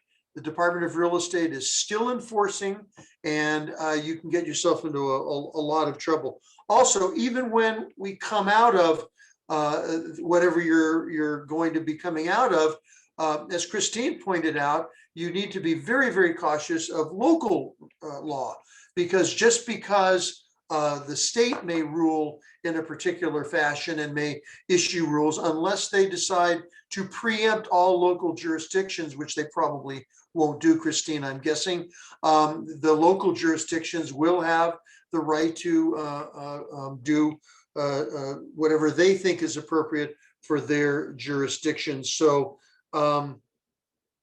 if you're going to be taking any steps, you want to check with the association. Christine puts all that stuff on your website, and you really need to pay attention.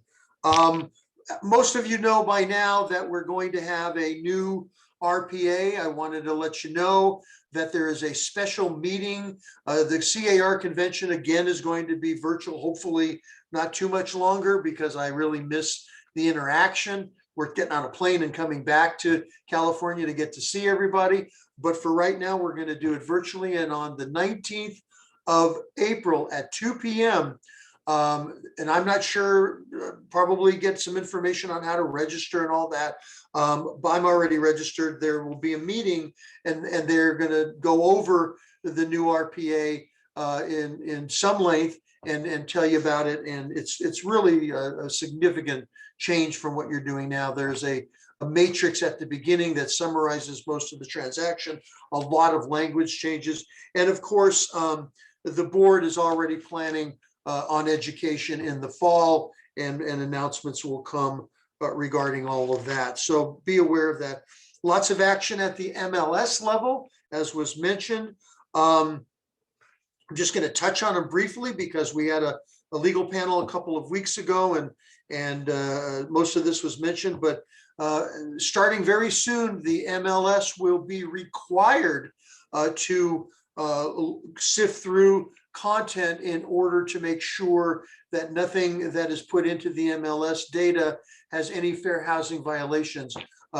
So be aware of that it may affect the love letters. It may affect some other things. By the way, I completely agree with Lee that the love letters should be avoided or at least minimized if possible, because they are causing a lot of fair housing grief. Brandon's going to talk about that on the 23rd of June.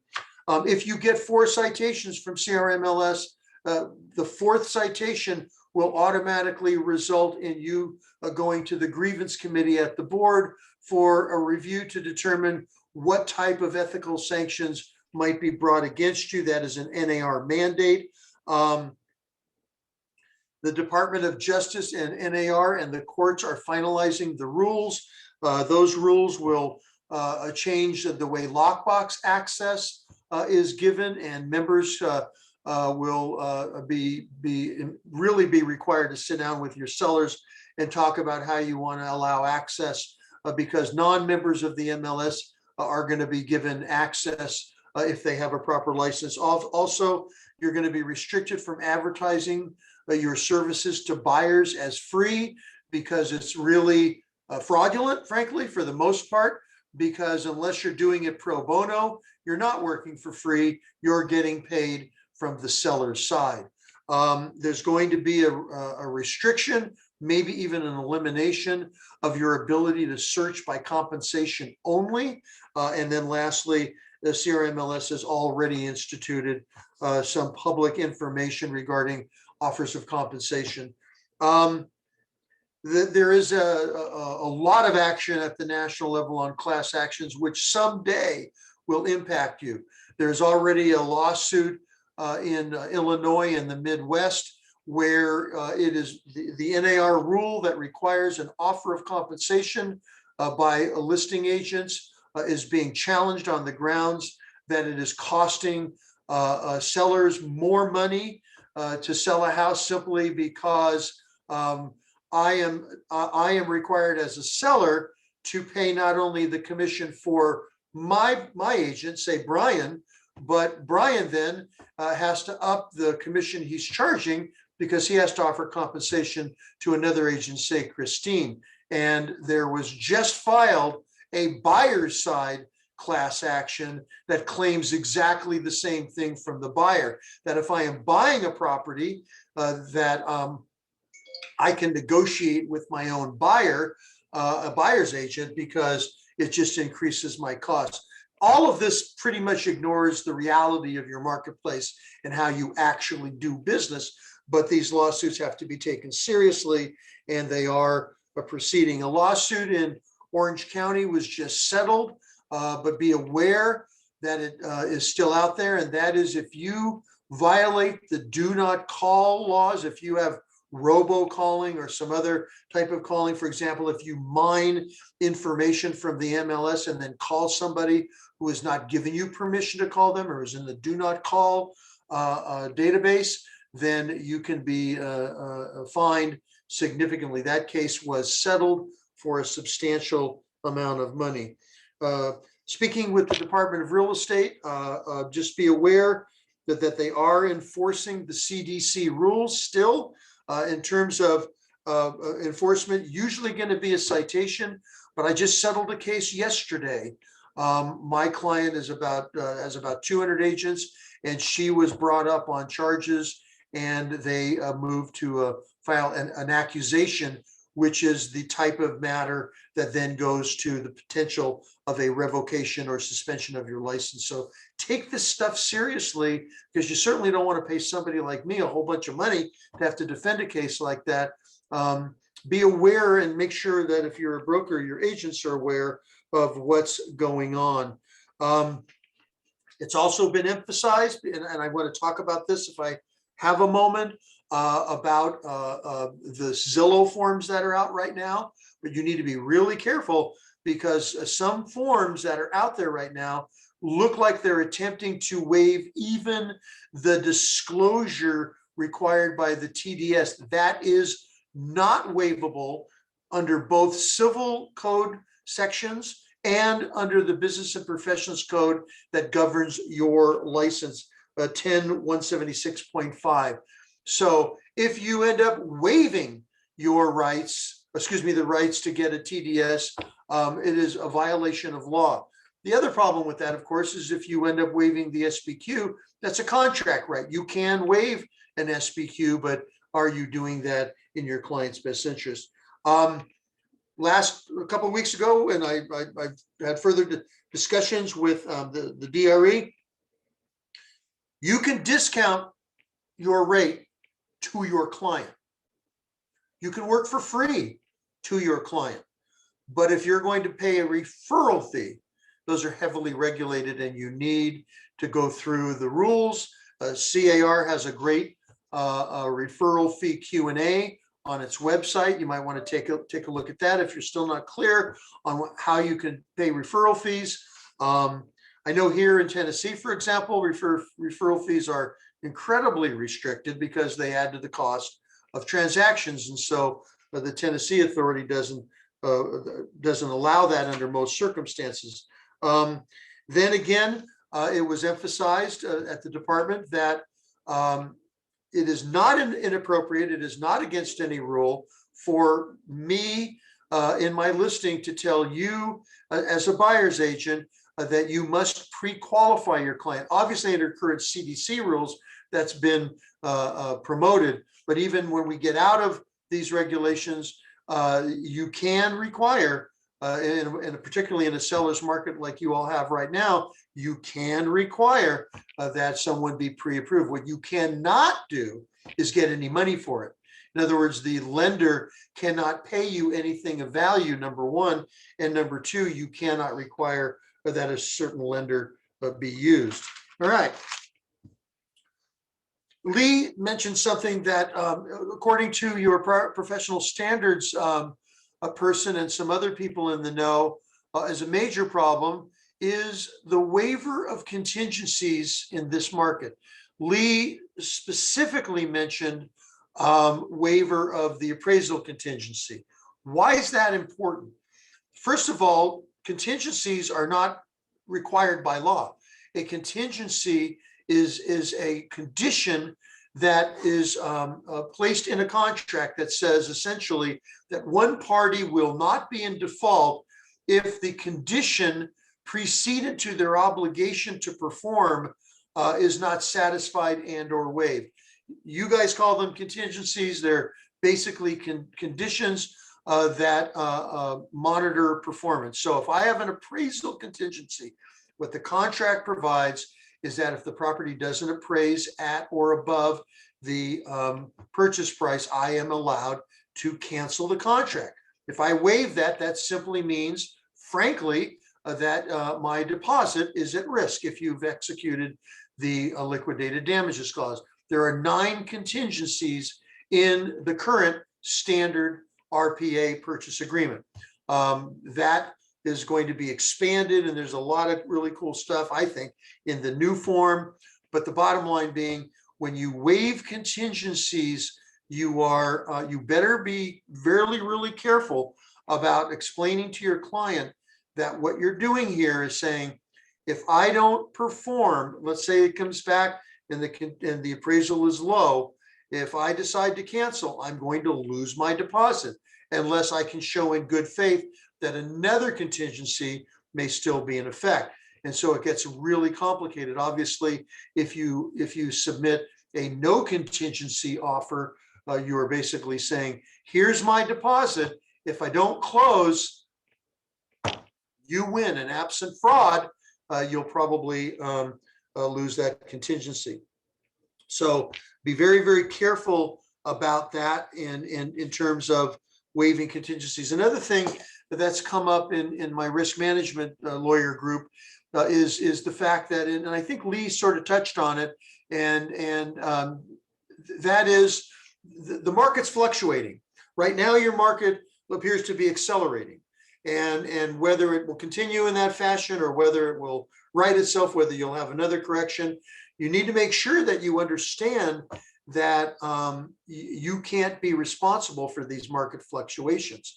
That there was some discussion that there are some plaintiffs' lawyers looking at the potential to sue you if your client ends up buying a property that subsequently plummets in value in a short period of time, or if you're representing a seller and they sell it for X dollars and a couple of months later they find out that it's worth significantly more through no fault of yours. Obviously, the market has just continued to accelerate. So you want to sit down and have that conversation with your seller that the market's fluctuating. There is some good language in the statewide buyer advisory about market conditions. You may want to take a look at that form.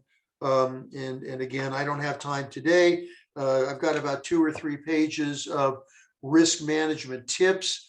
I don't know if I'm doing a risk management program at Tri-Counties, but if we are, it's going to be about 5 or 6 slides worth of that presentation. Just some things to keep an eye on in terms of things that you say or do that you shouldn't say or do.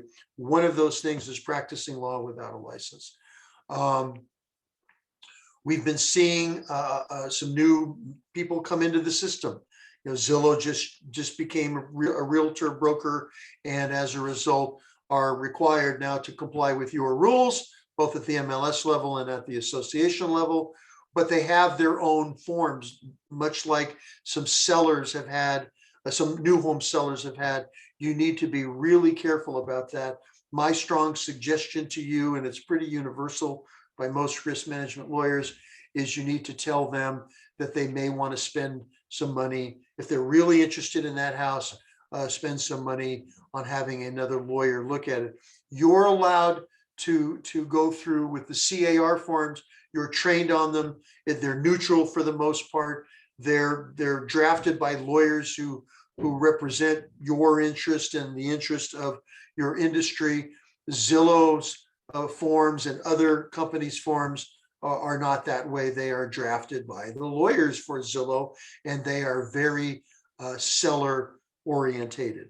And so there's lots of traps in there, lots of waivers that you may not catch. And so you want to be really cautious about practicing law and making sure that your people understand that you may frankly not be qualified to interpret that contract for them, or even to analyze that contract. And if they sign a contract and they realize down the road, hey, the seller's not performing, my only remedy is to get my deposit back.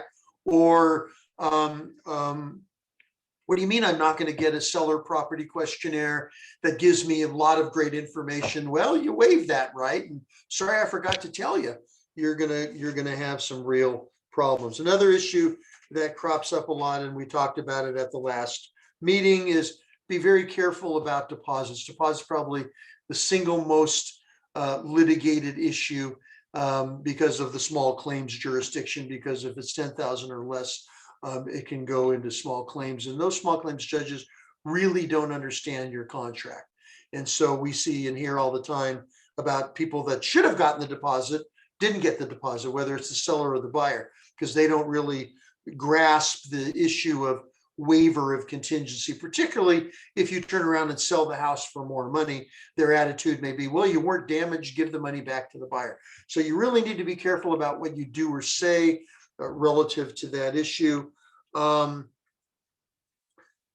again, mentioning the fair housing issue, be very careful. I attended a meeting on a Monday of this week. I think it was Monday or Tuesday. It all blends. I'm a country boy now, so I don't pay attention to time or that. But the bottom line is that we're starting to see some cases on the hate speech issue. So, and the ones I've seen at the boards that I represent, and the things I've seen in terms of conversations I've had with other attorneys, it's usually not going to be something stupid you said in your advertising. Nobody's going to put something really dumb in your advertising that basically amounts to hate speech. It's going to happen in one of two ways. Either you're going to say something in social media that you really shouldn't have said because you think it's being sent to maybe a smaller group or something like that, or you respond to something in social media you really should stay away from. Or the other that I've seen more than anything else is the ramped up argument, right? Brian and I get into an argument, and you guys get into arguments with other realtors periodically. I mean, it's just, it's a high tense, you're in a high tense situation, a high stress situation. So now Brian and I are in an argument. Now let's make believe for a second that Brian is in one of the protected categories. And so all of a sudden I'm calling him something, or I'm yelling at him, and he yells back at me. And now we're ramping up the conversation. We've all done that through various sources, either with our spouses, our children, friends, whatever it is. And you've seen these arguments kind of ramp up. And the next thing you know, I am calling him a racial name, or I'm calling him something else. That's where you got to really be careful. Okay. It's a crime of passion, so to speak, and it is very, very important. So, Brian, I've got a bunch of practice tips on risk management. I know that everybody's anxious to move about with their business. So, and I want to save a little bit of time for questions. So, I will hold off on those two issues regarding cancellation issues and regarding risk management. Let's see if there's one or two I want to make sure I talk about. So Mary has a question for you, John. then go ahead, Okay. please. If we proceed with Zillow forms, can we be accused of practicing law? Yeah, Will I think you C.A.R. can. create a disclosure for this? And is No, Zillow- actually, there's and no is- disclosure. Basically, what you want to do is first of all, if in fact the Zillow broker or agent is a member of the board, remember under Article 1, they still have a duty, unless their seller has given them permission, to submit all offers objectively. But this came up a couple of years ago, Brian, you might remember when you guys switched from the active to passive removal of contingencies, and a lot of brokers were insisting on using the old form. That was before ZIP, and brokers were allowed to say in the MLS, do not submit a offer on a form that is not current. You can do that. Now the question is, can you require the Zillow agent to submit your offer without their RPA addendum? And that's one issue. And you should report that. If that happens to you, you should report that. And if you don't, then you should be ashamed because they're getting away with something that, frankly, you don't get away with. But the bigger issue, and the one Laura just asked me about, is if I start analyzing and interpreting this form and you don't have a law degree, well, that's exactly what practicing law without a license means. Article 13 of your Code of Ethics is very clear on that subject, as are many Department of Real Estate regulations. And so you want to be really cautious, because just like me, frankly, interpreting a medical report, I'm not qualified to do that, right? Or even if it's a legal document, but it's a legal document that is not in an area that I am practicing in, it creates malpractice concerns. And so you want to be really cautious about that, and do whatever you can to avoid that. So I don't know if there's any other questions or not, but That's it for now. I'm sorry. That's it for now. Okay, well then I guess because we've gone over, and these guys hear from me all the time. I'm still around, even though I may be a couple thousand miles away. I'll still be popping in for retreats and for live performances and stuff like that, and a free meal, of course, any chance I get. So I really, really hope those of you that are on today will really take seriously attending that June 23rd housing symposium. It's going to be really got some great speakers. I mean, how could you do better than a law professor, the attorney for the Department of Fair Housing, and the person in charge at the NAR level of fair housing? So I'm really excited about it personally. All right, Brian, back to you, young man. Thank you very much, John. That was a great job. Thank you. I also want to just, Laura is going to put into the chat a link whereby each of you as members, and this is something that doesn't happen all the time. We normally have that the C.A.R. directors, that is folks that are selected from different regions, go up to to Sacramento for legislative day. With COVID and the way that we're doing things, on April 27th, it'll go from 9 a.m. to 5 p.m. You don't have to be a part of the whole thing, but I think it would be really highly beneficial for you, for all of you, that you get a chance to actually see what happens at this level and how this affects your business. So again, that's April 27th, 9 to 5. And I think that's, that's been already put into your chat. So click on that. Secondly, I just wanted to thank our panel. Great job. I hope you, the members, have really pulled away nuggets as Leigh was talking about. I want to encourage you, as she said, get a hold of us, get a hold of your associates, get a hold of others, as just kind of ask how they're doing, make sure that everybody's doing well during this time. As Leigh encouraged, call one person a day, just kind of see how are they doing, find out more about them, spend up to 12 minutes, treat them as a neighbor, not as a prospect. And I think that'll not only result in greater conversations, but also greater friendships and of course, more business. Also want to encourage you with the different legislation that was talked about by our GADs, as well as talking about Prop 19, et cetera. Got to encourage you here. Don't be giving advice, whether it's legal advice or accounting advice. Always talk to people as you're doing these conversations with the folks you're talking to contact their estate planners, their CPAs, et cetera. Anything that you could give can be misconstrued that you're an expert and you're not. We're real estate experts. So we want to team with those experts and make sure that our clients get the best information as they plan going forward. And I know that for a lot of you, you may think, this really doesn't pertain to me. I don't get that in depth. I'll leave that to either John, Christine, Tim. They'll just inform me. But you're seeing right now with the legislation and everything that's going on, this is affecting you and your clients. So I want to highly encourage you, while you're not going to law school, et cetera, this is something you need to be at least up to date on and at least know who to be able to refer them to so that you can take the best care for your clients. So appreciate your time, appreciate your patience and staying with us this whole time. Did anybody else have anything they wanted to add real quick? No, I think we're good. Very good. Well, thank you so much, everybody, for joining us. Looking forward to when we do this again. And of course, be watching the website, tricorealtors.com, for updates. And this will be posted as well.